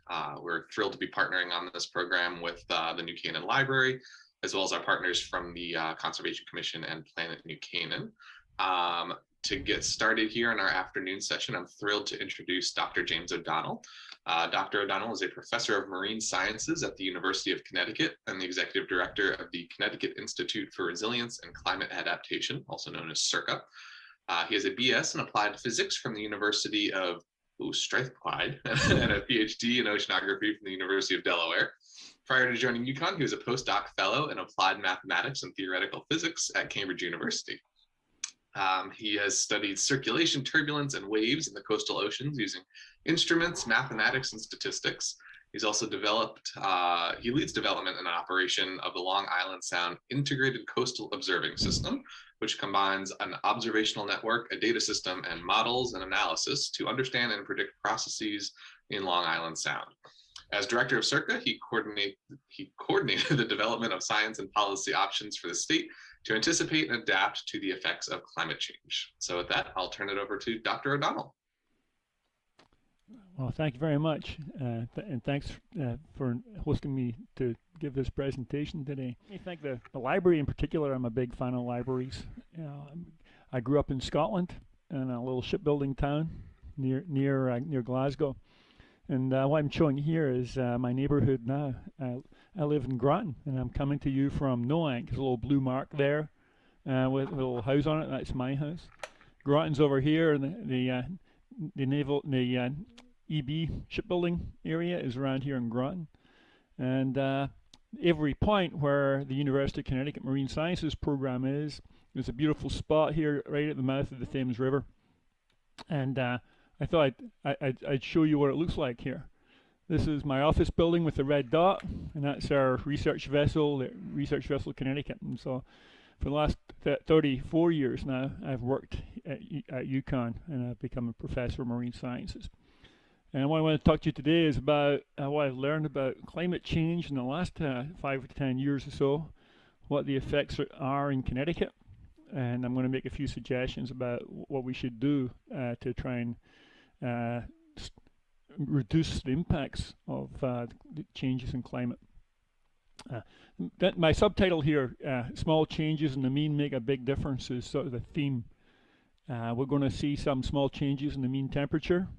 We're going to see small changes in the mean sea level. And by small, I mean like 2 degrees centigrade in the mean temperature is kind of small compared to the annual range in Connecticut. In Connecticut, the temperature range, it goes from maybe 0, maybe a couple, maybe 3 or 4 degrees below 0 centigrade in the winter, to something like maybe 27, 28 in the summer. That would be like maybe 20 Fahrenheit to 100 Fahrenheit. And the change of 5 Fahrenheit in the mean or 2 centigrade in the mean turns out to have a huge difference. And the same is true with mean sea level. Mean sea level varies in Long Island Sound, or sea level varies in Long Island Sound twice a day roughly. And in the western part of the sound, it varies by plus or minus 1.5 meters, maybe 4 feet up and down, so 8 feet range. In eastern sound, it varies by about 3 or 4 feet range. And the mean change we expect to see over the next 30 years may be 1 foot. It could be 2 feet. And over the next 70 years, it could be as much as 5 feet. But still, those are feet, and that's sort of comparable to or even less than the daily range. But the point I'm going to try and convince you of is, even though the change is not big compared to what we see in daily and annual cycles, it has a huge impact on things that we care about. So this is my summary in case I have to rush. One more thing. Anytime you want to send a message in the chat, I like to make sure that people are keeping track. I can't see anyone's faces here. So I generally use that as a guide when I'm teaching, that students are generally pretty clear when they don't understand something if you can see their face. But in the Zoom meetings and Zoom lectures, it's hard to track. So please send a question if I'm misleading you, or other people are likely to be being misled as well. So here's a summary. Sea level is going to increase in Connecticut by up to maybe 5 Fahrenheit by 2050. Sea level is likely to go up by up to 20 inches. It's likely to be 12 or 10, something like that, but it could be as many as 20 inches by 2050. By it's going to continue to go up after that. It could be a meter higher by 2100. It's unlikely to be less than half a meter or a foot and a half. Addressing the consequences of those changes in temperature and sea level are going to be costly. But doing nothing is equally costly. I'm going to try and make that point too. So here are two sciences done by people, right? And these two guys are from Connecticut. And they are kind of underappreciated in the climate change business. But I think they're probably two of the people that did the first assessment of whether weather and climate are changing. Well, the guy on the left there is Elias Loomis. The guy on the right is Professor Newton. And these two guys were professors of mathematics and physics at Yale. And they deans and professors at Yale, from the founding of the college, measured temperature at their house every day. And around 1862, Loomis and Newton, at the request of some other people, did an analysis of 80 years of temperature measurements at New Haven. It was collected every day by these guys.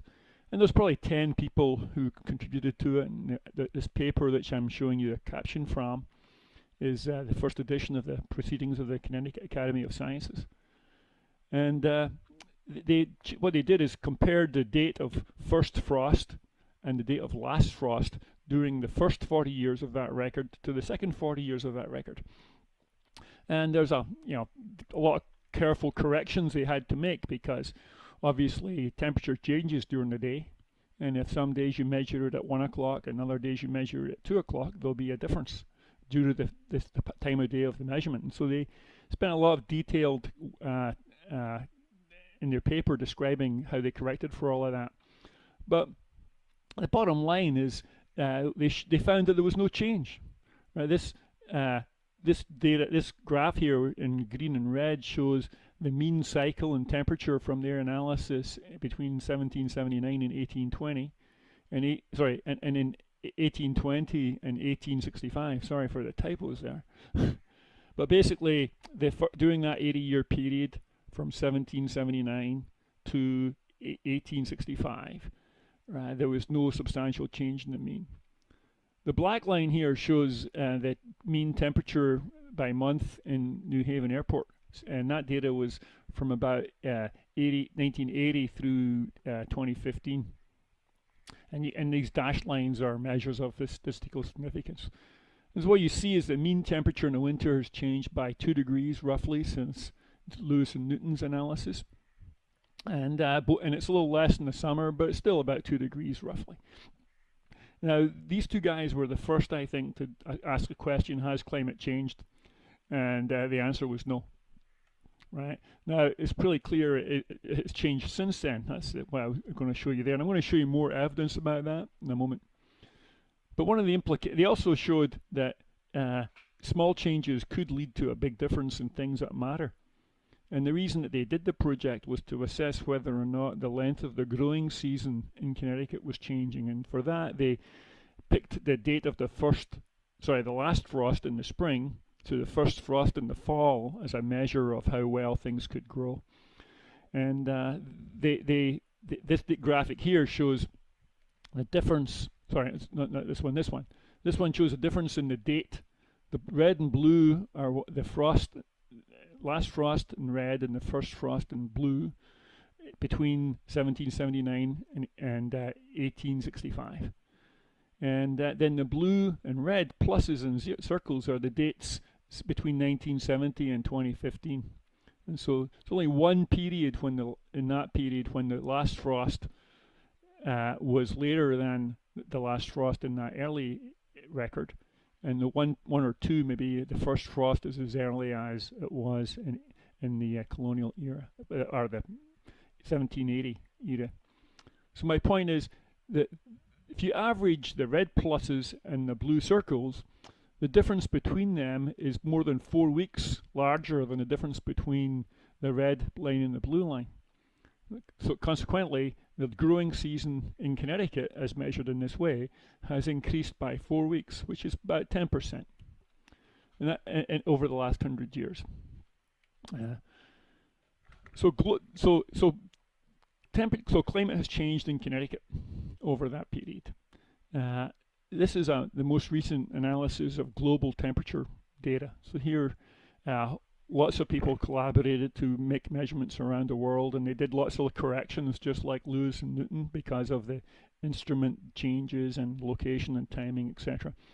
And when you and there are 4 different lines on this, from the Berkeley Earth Project, National Oceanic and Atmospheric Administration, the Hadley Center in the United Kingdom, and the NASA.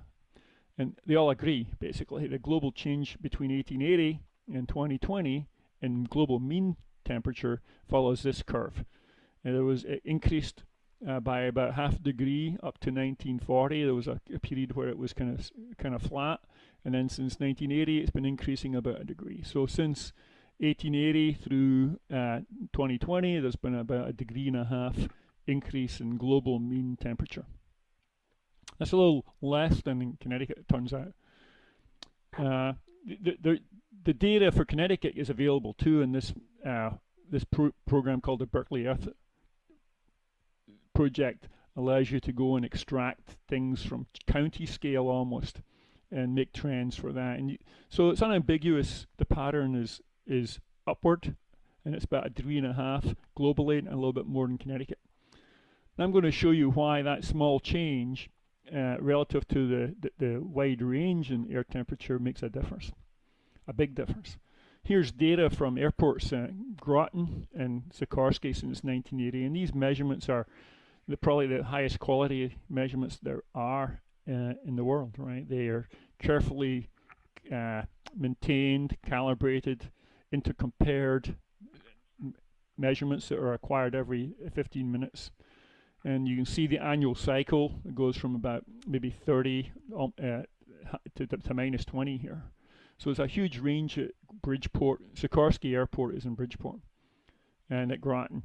And so you can analyze that and count how many days the temperature reaches above 90, right? And if you do that, currently in Groton, there is about 2 days a year where the mean is above 90. Right now, if the mean temperature increased and you just added it to these lines here and moved them all up 1.5 degrees, right? You could count how many was above 90 after that. So if you added 1.8 degrees Fahrenheit, right, it would go from 2 above 90 to 4 above 90. If you go to 5.4 Fahrenheit above current temperatures in the mean, you go from 2 days above 90 to 12 days above 90. Right, so that's roughly a factor of 5 increases in the days above 90 at Groton. And you can do the same for Sikorsky and Hartford.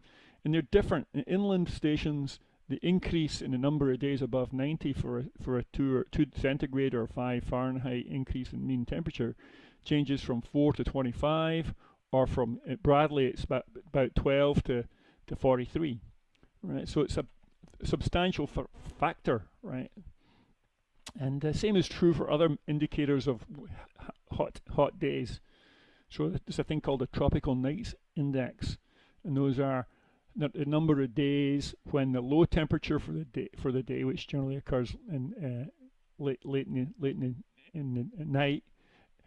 The tropical nights accounted for days that are above 68 for the nighttime low temperature. Currently, there's about 10 days a year in Connecticut, and it's going to jump to 40 if we get a 5 Fahrenheit increase in the mean temperature. So that's got consequences. We know that when it's temperature is above 90, people get sick. And this pluses down here and show how the number of people who go to a hospital in Hartford for heat-related injuries or heat-related diseases varies with the number of days above 90. And it's a weak correlation, but it clearly increases, right? And so if we go from 10 days above 90 to 45 days above 90, then the number of people who are going to go to a hospital goes from like 400 to 1,600. Again, a 4 or 5 increase in the mean in the number. So that's a 2 degree centigrade mean increase, or a 5 Fahrenheit mean increase, leads to a factor of 5 increase in things that are not good. Now we can project out, how much temperature increase we're likely to see in Connecticut over the next 100 years or so. And I'm going to tell you about models in a moment. But you need a mathematical way to represent what's happening, and then extensive analysis. And my colleague at UConn, Angie Seth, and a bunch of collaborators did that. And this graphic here, the red line shows what we expect to see for the next 70 years, from out to 2100 roughly, in mean temperature in Connecticut. And the stripe is sort of an interval of uncertainty. The interval uncertainty is quite big, but it's clear that by 2050, it's very unlikely that temperature will be the same as it is now. It's much more likely to be about 5 Fahrenheit warmer. Let me go to the next one. So precipitation is likely to change too, and that's got good things and bad things associated with it. It's likely that we'll have an increase in the annual mean precipitation by about 10%, according to the analysis of Angie Seth and her group. But the thing that's probably more worrying is that the evaporation rates will increase too, because it'll be warmer, and so we may have less water available for drinking. That's a difficult calculation to make, and it's a little uncertain, but it's nonetheless of concern. What's more, I think, reliable is that the precipitation that we do get will come in on fewer days.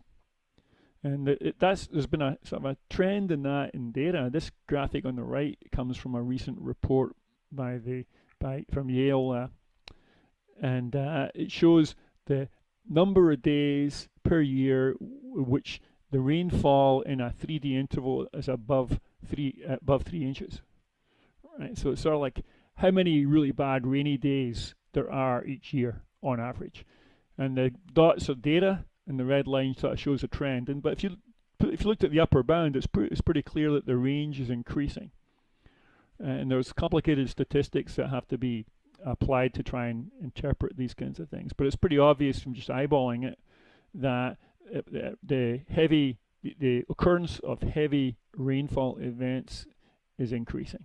There are more per year than there used to be, and model projections suggest that that's likely to increase. So there's impacts of that, of course, is flooding, right? This is a picture from my neighborhood in Old Mystic in March 28th, 2010. There was a period of 3 days where there was 2 storms passed by, and they both had a lot of rain.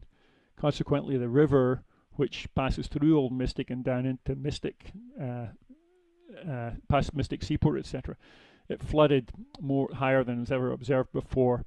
The building on the left there is a church that's over 100 years old, and the road is actually normally to the right of the river is normally to the right of this building on the right side of the picture, and about 3 feet lower.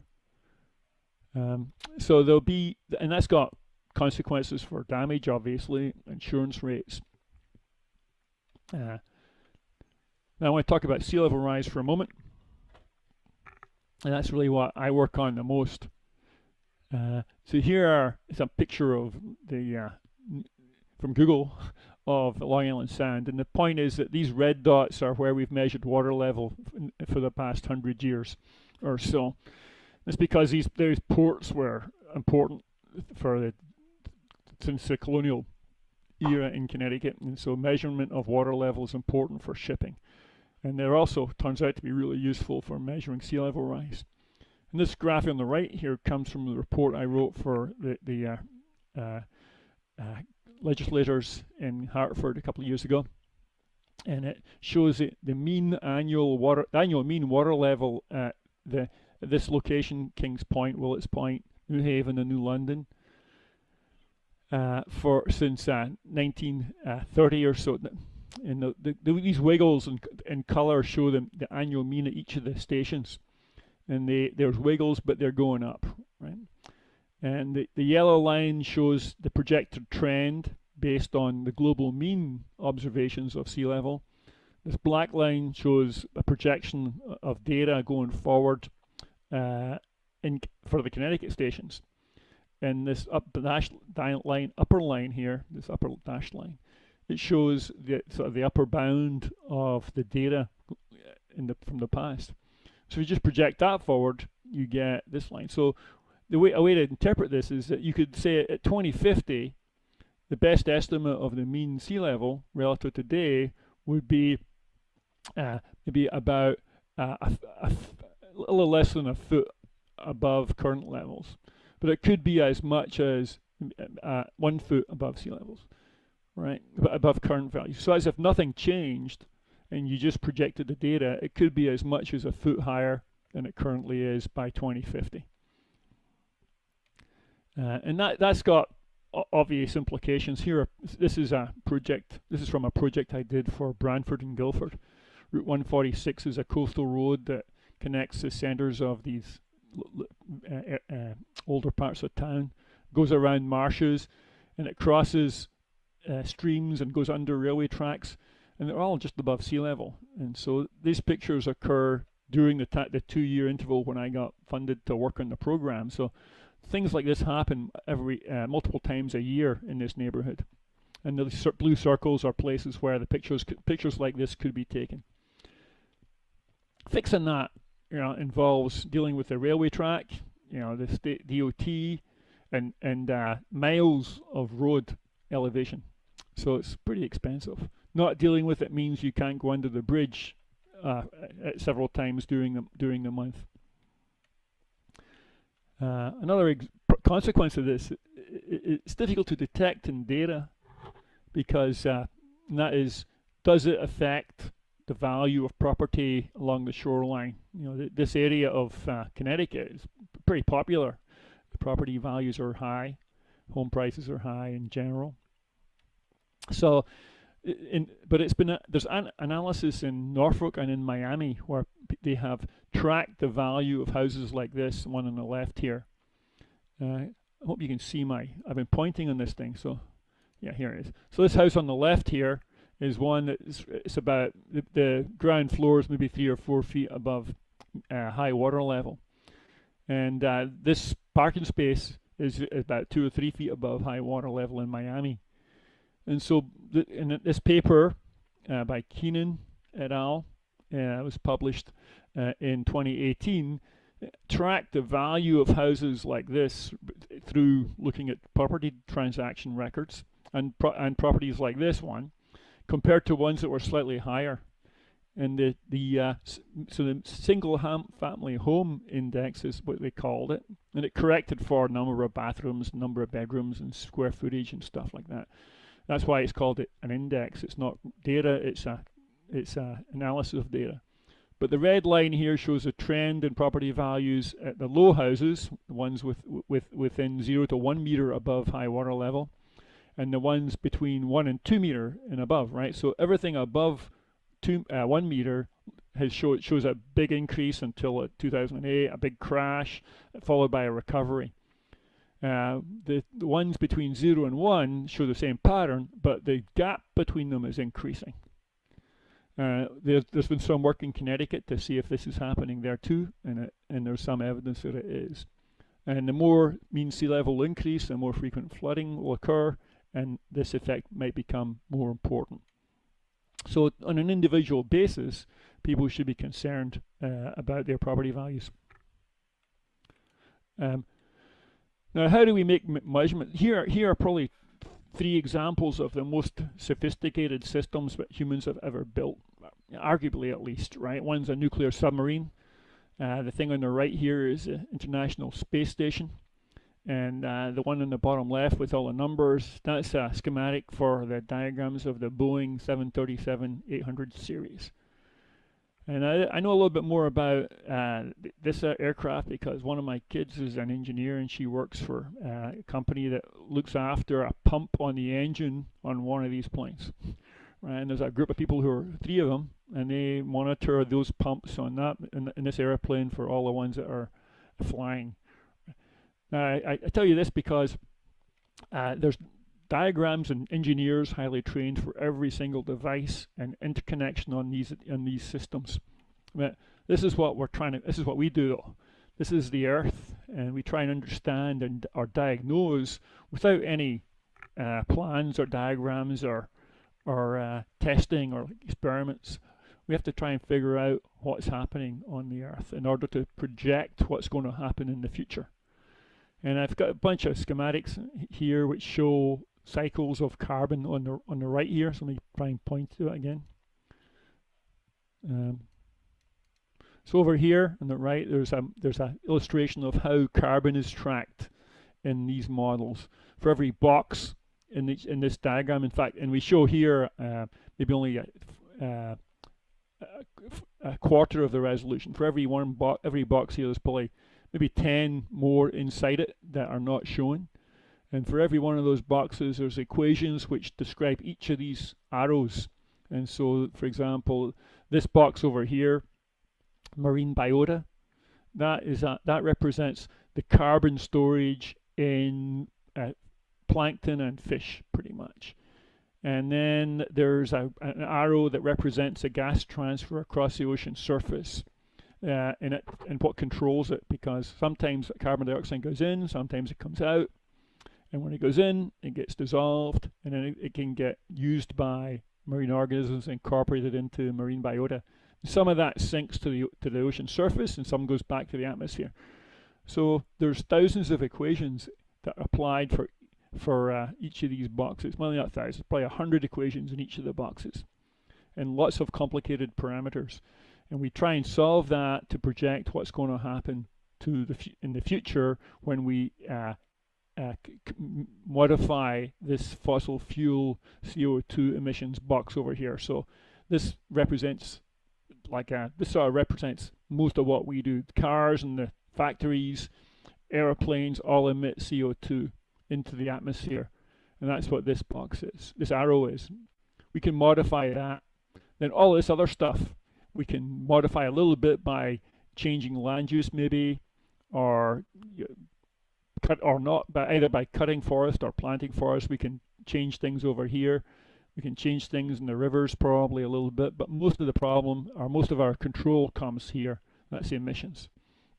After that, we try and figure out what goes on to project what's going to happen to mean sea level.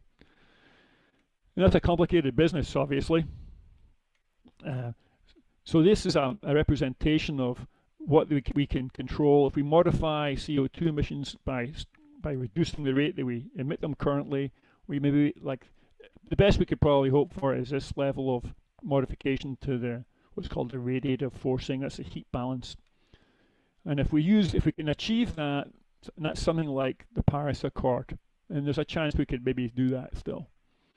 If we get to that, then mean sea level in these models at Connecticut will follow this black line. That's our best guess, our best calculation. But it could be as much as this line in Connecticut.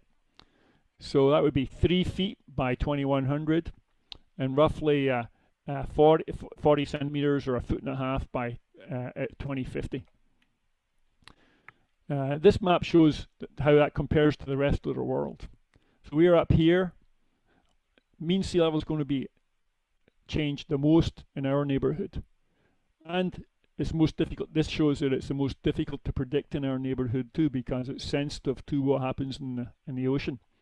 So we're kind of unfortunate, we're unlucky in that sense that our neighborhood is going to be most sensitive to sea level, and it's also going to turns out to be pretty sensitive to mean temperature changes too. And so we're likely to see higher mean changes here and higher mean changes in temperature in our location. So the thing I contributed to policy in Connecticut recently is I made recommendations about what Connecticut towns should plan for. Based on that diagram I just showed you, that's a yellow line, right? And then there's a bunch of other ways we could project mean sea level forward too. The blue line is the projection of data. That's the upper bound of the range I showed you. The yellow line are these models which anticipate what's likely to happen if we can continue to emit CO2 but curb the rate. And then this is the worst possible case that we think could happen. So what Connecticut's doing is planning for a change in mean sea level of up to 20 inches or 0.5 meters by 2050. And there's a complicated argument for why that makes sense, but that's what's enacted in state regulation now. Now, I'm going to remember I told you small changes make a big difference. This is my attempt to show you why 20 inches makes a big difference to flooding frequency. This is a picture up here on the right side of over here. This is a tide gauge, the water level sensor at New London. This is I-95 up here on the bridge. And there's a pipe goes into the river, and we just measure the water level there.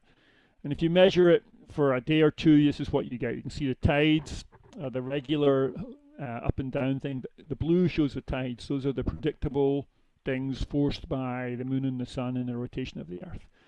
And then the green is actually observation. And that's different from the blue because there's weather. The wind and pressure affect the sea level in New London too. And these are sort of storm events. And if you subtract the blue from the green, right, you just get the storm events. And that's what's here for the last 100 years, roughly.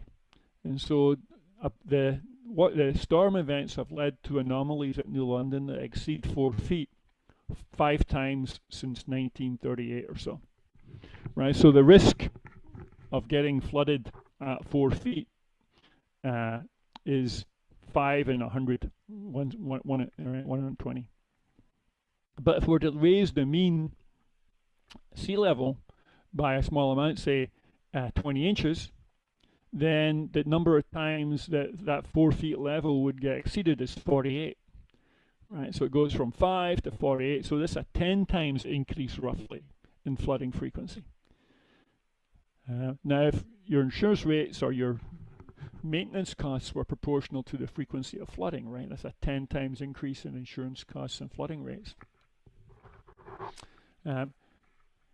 So in Sandy, this is Fairfield. These are this is probably a mile across here. 800 houses were flooded with more than 2 feet of water in them.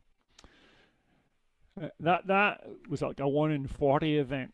So if that was increased by 10 times or even 5 times, it would go to 1 in 4 or 1 in 5. So once every 4 or 5 years, we'd expect something like this. It's quite damaging, right? Now, I'm going to make one more point that's special about Connecticut. Here, this is from a website that Circa operates. It's a planning tool to try and help people anticipate where they are and how their property values or how their flood risk is going to change at least. And so this blue area is the extent of flooding that we anticipate from a 1 in 100 year event in the Milford area. And if we that's with if you add 50 centimeters to that or 20 inches to that, it changes a little bit, right? So let me roll back one. Okay, so this is where it would be if we raised 50 centimeters. We raised the mean 50 centimeters, we'd get this flooding during a 100-year storm. And if we raised it a meter, we'd get this. And it's not much different, right? The reason it's not much different is because of an accident of geology. This is a picture. It's on this book, Coastal Field Guide. And it's over here is Noank and Groton is over here. Bridgeport, Norwalk. They were all covered with ice, and it could have. And about 10,000 years ago, it was probably half a mile thick. And all of this land where Long Island is, and south of that was sort of a tundra. It's like northern Canada. Here's a picture of it, an artist's impression of what it could have looked like. And there was a ridge of rock along here, which is the North Fork now in Fisher's Island. It was a rocky ridge, and it created a dam where the melting ice water collected. It's called Glacial Lake, Connecticut.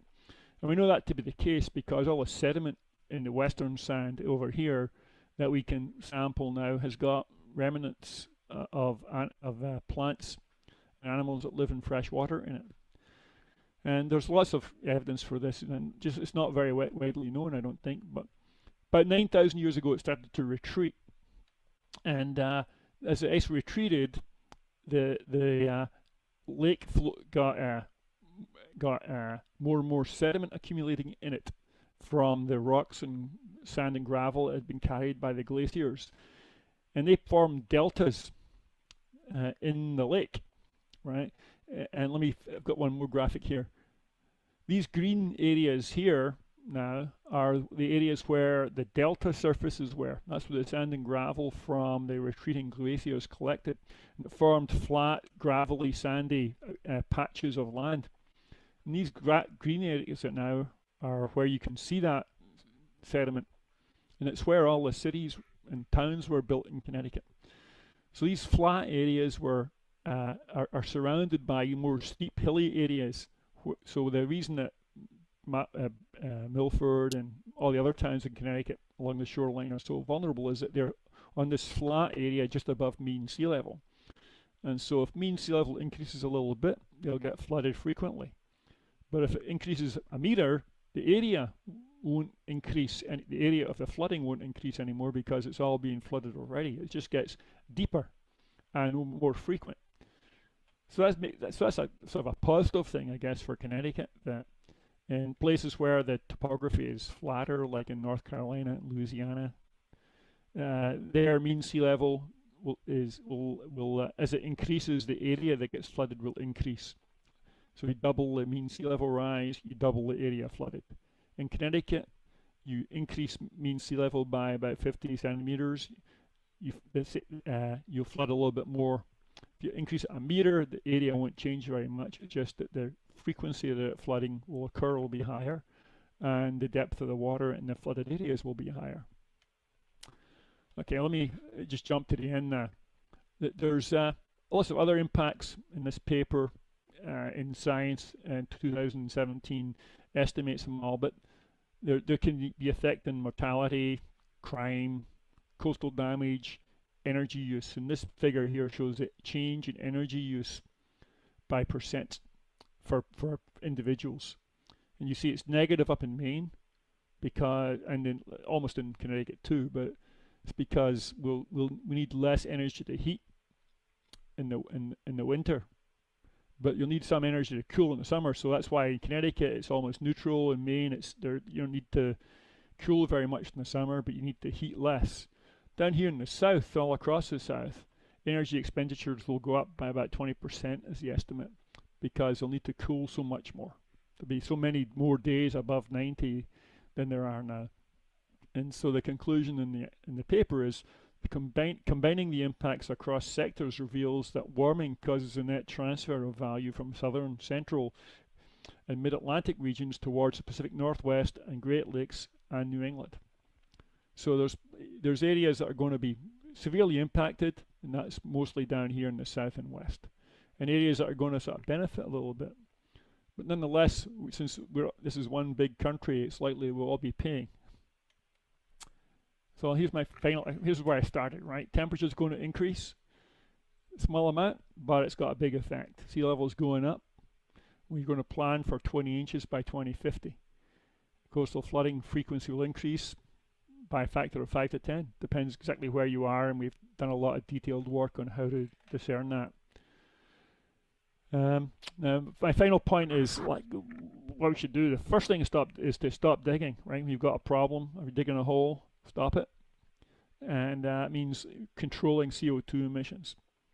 But some changes in our environment are going to occur even if we were to stop all CO2 emissions right now.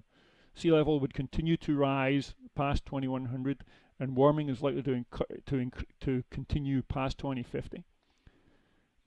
So these changes we're going to have to accommodate anyway, and that's why CIRCA is been formed to try and help the state decide what to do and what the priorities are. So thanks for your attention. I hope you found some of this interesting, and I'd be happy to answer questions.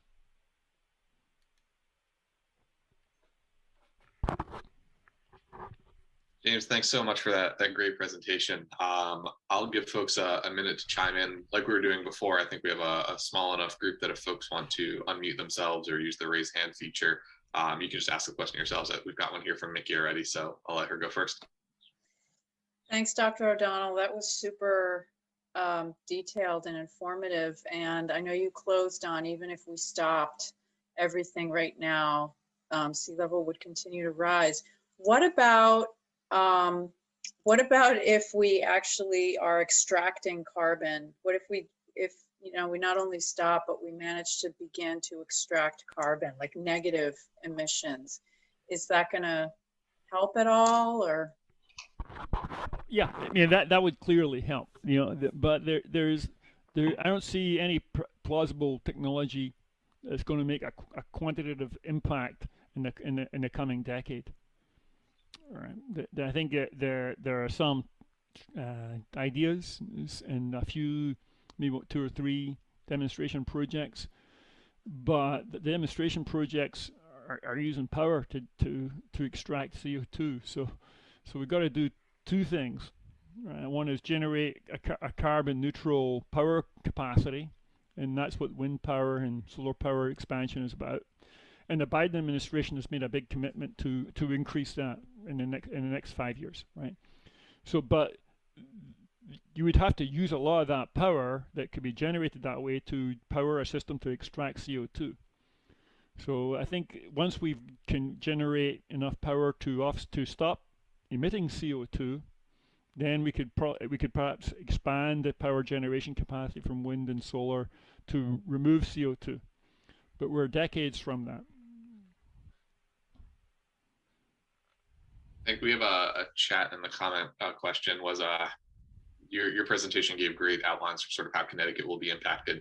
The question is wondering if you've done any of that research sort of in the New York City area, because that's a huge economic engine for sort of the Fairfield County area of the state where we are. Yeah. So let me provide some scale, right? My work was based largely on analysis that was conducted by the Intergovernmental Panel on Climate Change and was sponsored by the Connecticut Legislature to the extent of a few $100,000 over 3 years. And the IPCC program has about 200 primary members. They reviewed about maybe 10,000 papers written by maybe 4 people each. So roughly in scale, there's probably somewhere between 1 and 10 million people contributing to science to the IPCC, right? In New York City, there is a panel that did the same thing as I did. It's 10 times bigger and 10 times more expensive than the Connecticut panel, but we came to pretty much the same conclusion. And the reason is that if you think about that diagram I showed you with the blocks that's supposed to be the model of the climate system, New York City and Connecticut are really separated by 2 boxes or 3 boxes in that diagram. In terms of climate, it's very difficult to project a difference between what happens in New York City and what happens in Connecticut. It's the impacts that are different. So the impacts in Connecticut are different because of the geological history, right? We've got these flat areas that are with plains, and so how the same increase in mean sea level affects New York and Connecticut is distinctly different. And so their plans for adaptation involve, the mayor's plan at least at the moment, involves building huge seawalls around the south end of Manhattan, and then try and increase development in the land that's protected to pay for it. Right? In Connecticut, because we don't have it's sort of a small dense area, or we've got a few small dense areas, like Stamford, for example, has got a hurricane barrier, and it might make economic sense to protect that by building it bigger. But in Noank, I don't think that there's going to be, or even the town of Mystic is going to be protected by a storm surge barrier. It may not. It may be a marginal case, but that's a careful assessment that we need to work on. Right.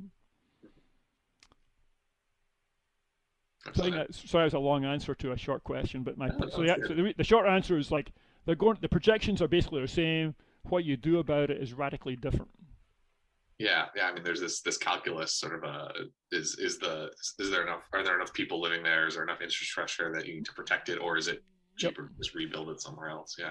And there's one additional point I think it's important. Maybe it's as important, and that is who pays for it. Right. Okay. So the mayor's idea of New York's idea is the federal government should pay. Right. But that's also the idea for the mayor of Fairfield and the mayor of Bridgeport, right? And there's broad consensus that locals shouldn't have to pay, the federal government should pay. So there's going to be a lot of complicated negotiations, and there's no right or wrong. It's a political decision. Right? Mm-hmm. Excellent. And any other audience questions? Oh, here we go. What has Connecticut's legislature's response been to your research?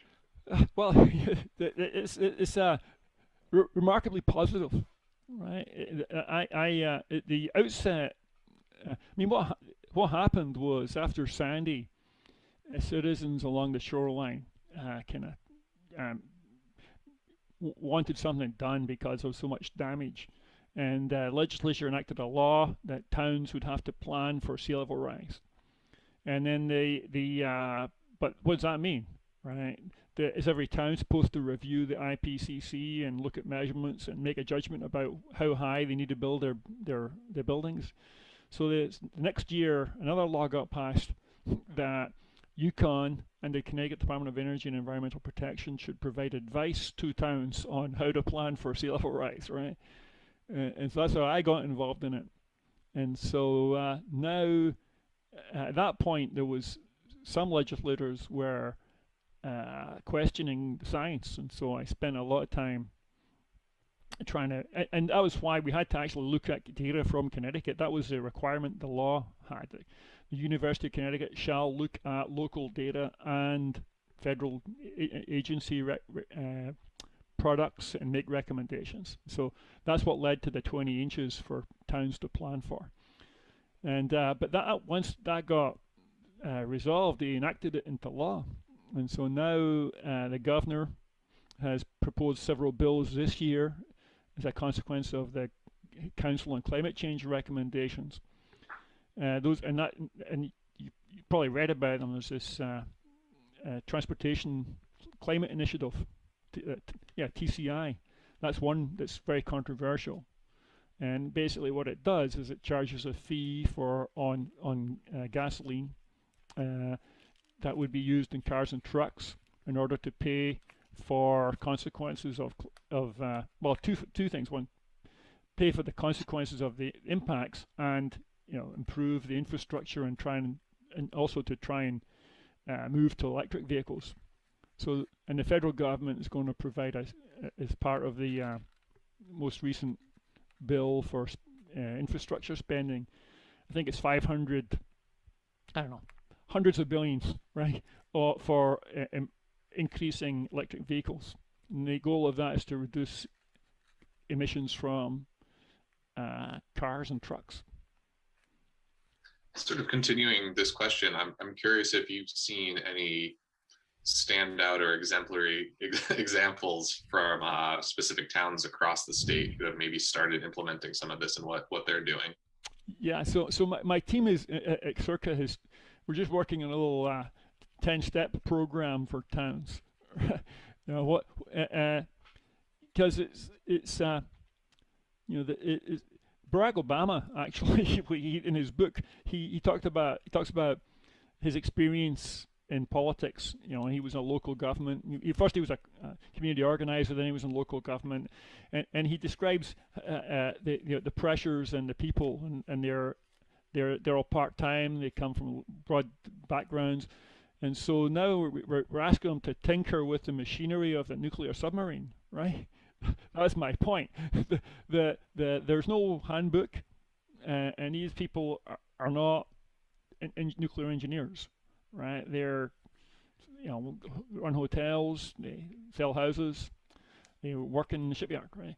So I think we've got to be understanding of how difficult it is for them to do this. And the transportation initiative is going to cost money, right? And so the politics of it are complicated. The opposition is shouting that it's a tax, but the consequences of doing nothing, right, is that you stay the same. So we're going to, if we don't try and make changes which incentivize reduced CO2 emissions, which the TCI does, then we're going to continue emitting CO2 and get warmer and deeper, right? So trying to having these people who are not nuclear engineers get that, explain that to other people and get votes to tax themselves in effect is a difficult thing. So I think the question that this is politicians' problem is unfair. This is our problem, and that the politicians that we elect at local government and at state government and at national government reflect what we tell them and what we think on the whole. And so and at the moment, I think the national leadership is in front of public opinion on the whole, and the state government is in front of public opinion. And so it's a good chance that this TCI thing will fail.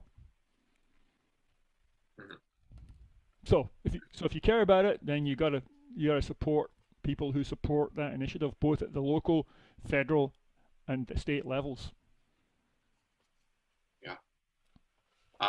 One last question for you specifically, and then I do want to kind of turn it into more of a group discussion, maybe bringing in some of our speakers from earlier today. But the last question here is, have your findings impacted the insurance industry, specifically about flood insurance? I think I'm just a small cog in this big machine, right, of science and climate.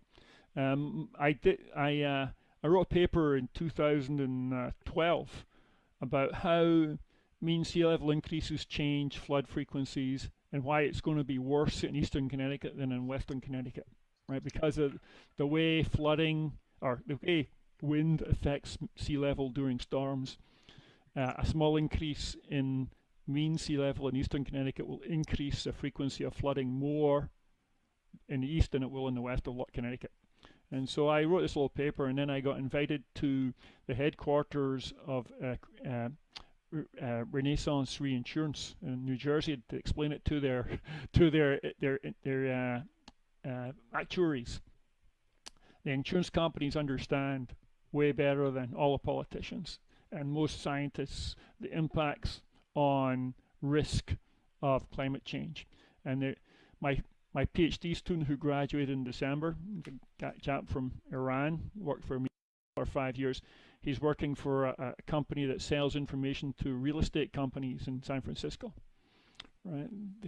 It affects value, it affects costs, it affects insurance rates, and all big companies, all finance companies have got their own divisions now that are doing climate science. Yeah, I mean, I think you made the financial argument pretty clear, and that argument is certainly clear to insurance companies. So yeah. If you're building something that's got a lifespan of 30 years, right? Even if you're buying a house, right? Young people now buying a house should be looking at flood maps, and there's a group, and I met with them last week called the First Street Foundation. If you just Google floodiq.com. Right, FLOODIQ.com.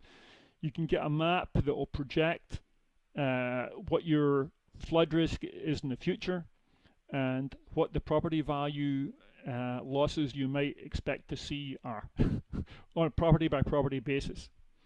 And it's not very accurate, but it's kind of illuminating.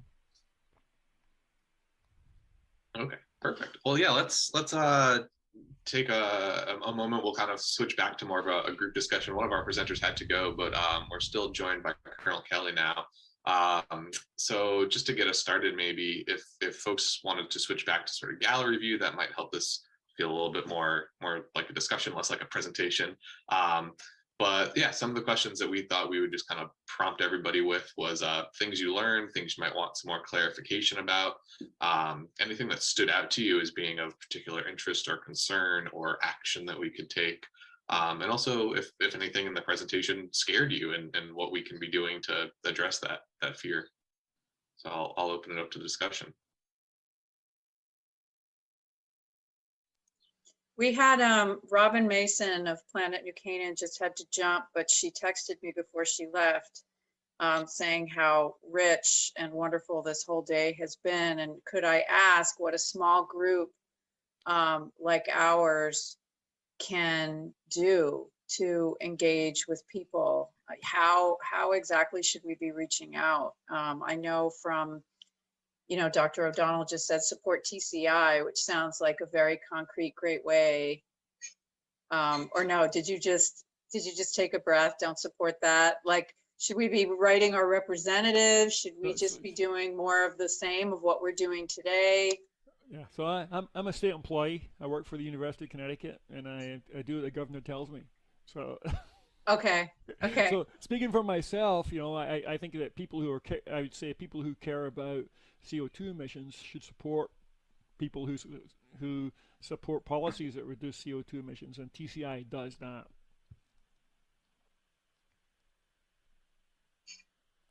Nikki, I'd add, this is Colonel Kelly. One of the things that I'd ask for from certainly the Army Corps of Engineers perspective is we often go out for public comment. We have forums where we're seeking feedback on some of the things that we may be doing regarding projects in this space. I always welcome folks to come out and share. Feedback is a gift. And so the more that we take forums like this, get educated, understand, and then take the opportunity to be influential when we're seeking public comment, that's unbelievably helpful to us. Okay. Yep. Can I just add then to that the Corps has, is sort of a lead an agency for the federal government's response to a lot of these cases, and they have to implement things. But much of what you do though is a choice. They could build in it. They could protect any place that we want. That's pretty clear, right? But the walls may be too high, and someone has to pay, right? And by informing them at their hearings about what you want, it can certainly guide and needs to guide what we do. And there's so much to do. Just a comment on that. You made me think about what we do with that data. So sometimes we'll engineer a solution because that is the engineering answer. But now, as we weigh the federal interest, there may be a locally preferred plan that incorporates more natural and nature-based features, but it may not have the benefit-cost ratio that we have to take to the Office of Management and Budget that can be approved. But that dialogue, especially when it's had public, I'm able to pitch the engineering solution, and then there are options within that. And as a public engineering firm, if you will, exactly as was just stated, there are options and choices within that warrant discussion. And if you're informed and participating in the process, I think we arrive at a better solution, a quality decision.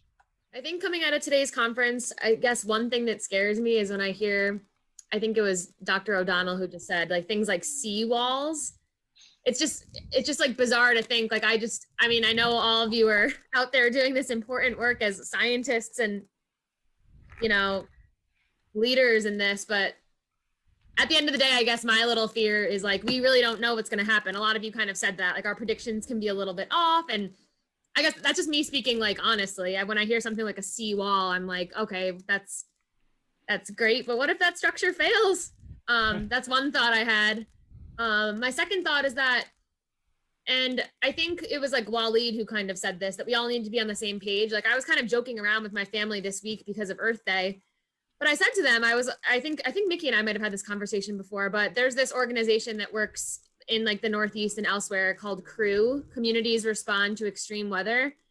And so I had a conversation with my family. I just kind of said, like, how are we prepared if a climate disaster happened? Like, do we know each other's phone numbers by heart? Are we going to meet somewhere if the house is unsafe to go back to? So I guess that's just something that comes to mind as we're wrapping up this conference, that it is good to have those conversations, and not in an alarmist way, but just in like a logistics way of, you know, worst case scenario, and being aligned as like a family and a community about what we would do if something like that happened, rather than waiting till it actually did happen. So I don't know if anyone has any thoughts on that. Yeah, that's an excellent point. I'm glad you brought that up. When you think about what I can do as an individual, it's really the actions that you can take for yourselves, I think, that are going to be the most impactful. You know, climate is average weather, right? Climate is statistical weather. It's the means and extremes. And so, like Dr. O'Donnell said, a little shift in the mean makes a big difference in the extremes, but it's the extremes that impact you. And so things like your evacuation plan, your family's readiness plan, knowing what you're going to do if the cell tower goes down and how you're going to meet up with each other, those are all important. We talk about the full portfolio of measures: structural measures, non-structural measures, natural and nature-based features, warning plans, evacuation plans, all that stuff goes together. And so really taking care of yourself and your family is super important. A few years ago, the Weather Service put out this great pamphlet that was something like, "Are you prepared for the zombie apocalypse?" And they did that because every year they put out the same pamphlet about hurricane season. People just get bored of it and they don't pay attention. So this one year they said, "Are you ready for the zombie apocalypse? Like, what's your evacuation route? What's your, where's your first aid kit? How are you going to get a hold of your friends and family?" And it's all the same stuff you would need to be ready. So let me just chime in that you know, it's important to distinguish the risk from climate change from the risk from hurricanes. In Connecticut, you know, our risk in hurricanes is roughly 1 in 10. You should expect a hurricane to impact us like maybe once every 5 years, a category 1 or 2. A category 3 or 4 is like 1 in 100. Right? And there's nothing that in Connecticut that's going to, along the shoreline at least, that's going to withstand a category 3 hurricane. Nor is there much engineering that can be done to protect all of Connecticut from a category 3 hurricane. So the answer for a category 3 hurricane is get out of the way, go somewhere else. And what we can do, and I think, and there are a few places where we're going to protect against a category 3. And I think that's what the Corps is going to be focused on when he spends money in Connecticut. And, you know, the hospitals, etc., evacuation routes. But most homes need to leave. And then, but the thing that climate change is doing is making the storms that occur like every 2 or 3 years, the effect of those is going to be worse, right? And so it's more like a arthritis, right, than a broken leg, right? You get a broken leg, you could probably recover, right? But arthritis is like career ending.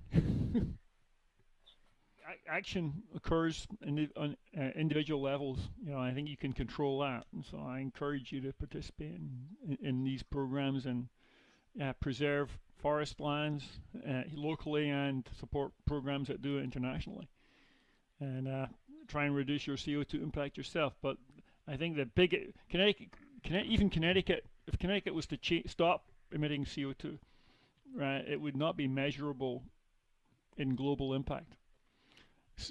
So you know, we have to lead by example, and it means that, and I think the last 2 governors at least have made good policy statements, and they've also driven power companies to invest in wind turbine farms. So those are positive steps, right? And I think those kind of supporting political policies that do those kinds of things are the way to change the world. We can act locally and vote frequently. Those are the 2 steps that you can take. I think that was reiterated by we had Bill McKibben come and speak in New Canaan. It was probably a year and a half ago now. It was pre-pandemic, and a lot of what he was saying was, yeah, it's important to do the stuff sort of at the personal level and at the local level, but the real change is going to come when we see real sort of institutional change, either with businesses or with governments. Yep. Or that's where the they're just operating at orders of magnitude larger than any one person or town is. So yeah, I think that's a big thing we need to think about, is what we're doing sort of day to day in our lives, but also who we're putting in office and what companies we're supporting and things like that. Yeah, it definitely the impact scales, right? So this week, right, we heard the president trying to influence China, right? So China is not going to pay any attention. It may not pay any attention anyway, but it's certainly not going to pay any attention to policy to invest in reduction of CO2 emissions if the United States is not doing it. So once the US does it, then maybe you can bellyache to China and other India and big emitters, but without acting at Connecticut scale, none of the next steps are going to happen. And Christina, I think your comments about sort of getting youth and kids involved is also sort of a good segue, or gives me a position to pitch our next event, the Champion Tree project that we're going to be launching, sort of the fourth part of this resilience series. We're launching a citizen science project that'll hopefully get kids and adults and families out there measuring some of the bigger trees around New Canaan, so that we can get a sense for sort of what's happening in our suburban forest, what's happening locally, but also teach them the importance of those trees and then what we can do to conserve them, and how that all plays into our sort of smaller scale local climate mitigation efforts.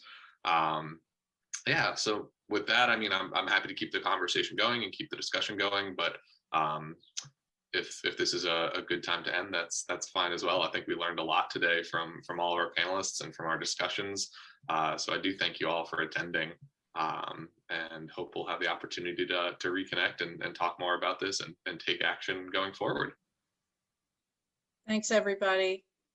Yeah, thanks for everyone for listening to me. I appreciate it. Thank you. The organizers, thank you. Thank you, Colonel Kelly, for being here today with us. Thanks, Colonel Kelly. Thank you all Thanks, so much. Will. Thank you. Bye. Bye. Have a good weekend. Take care.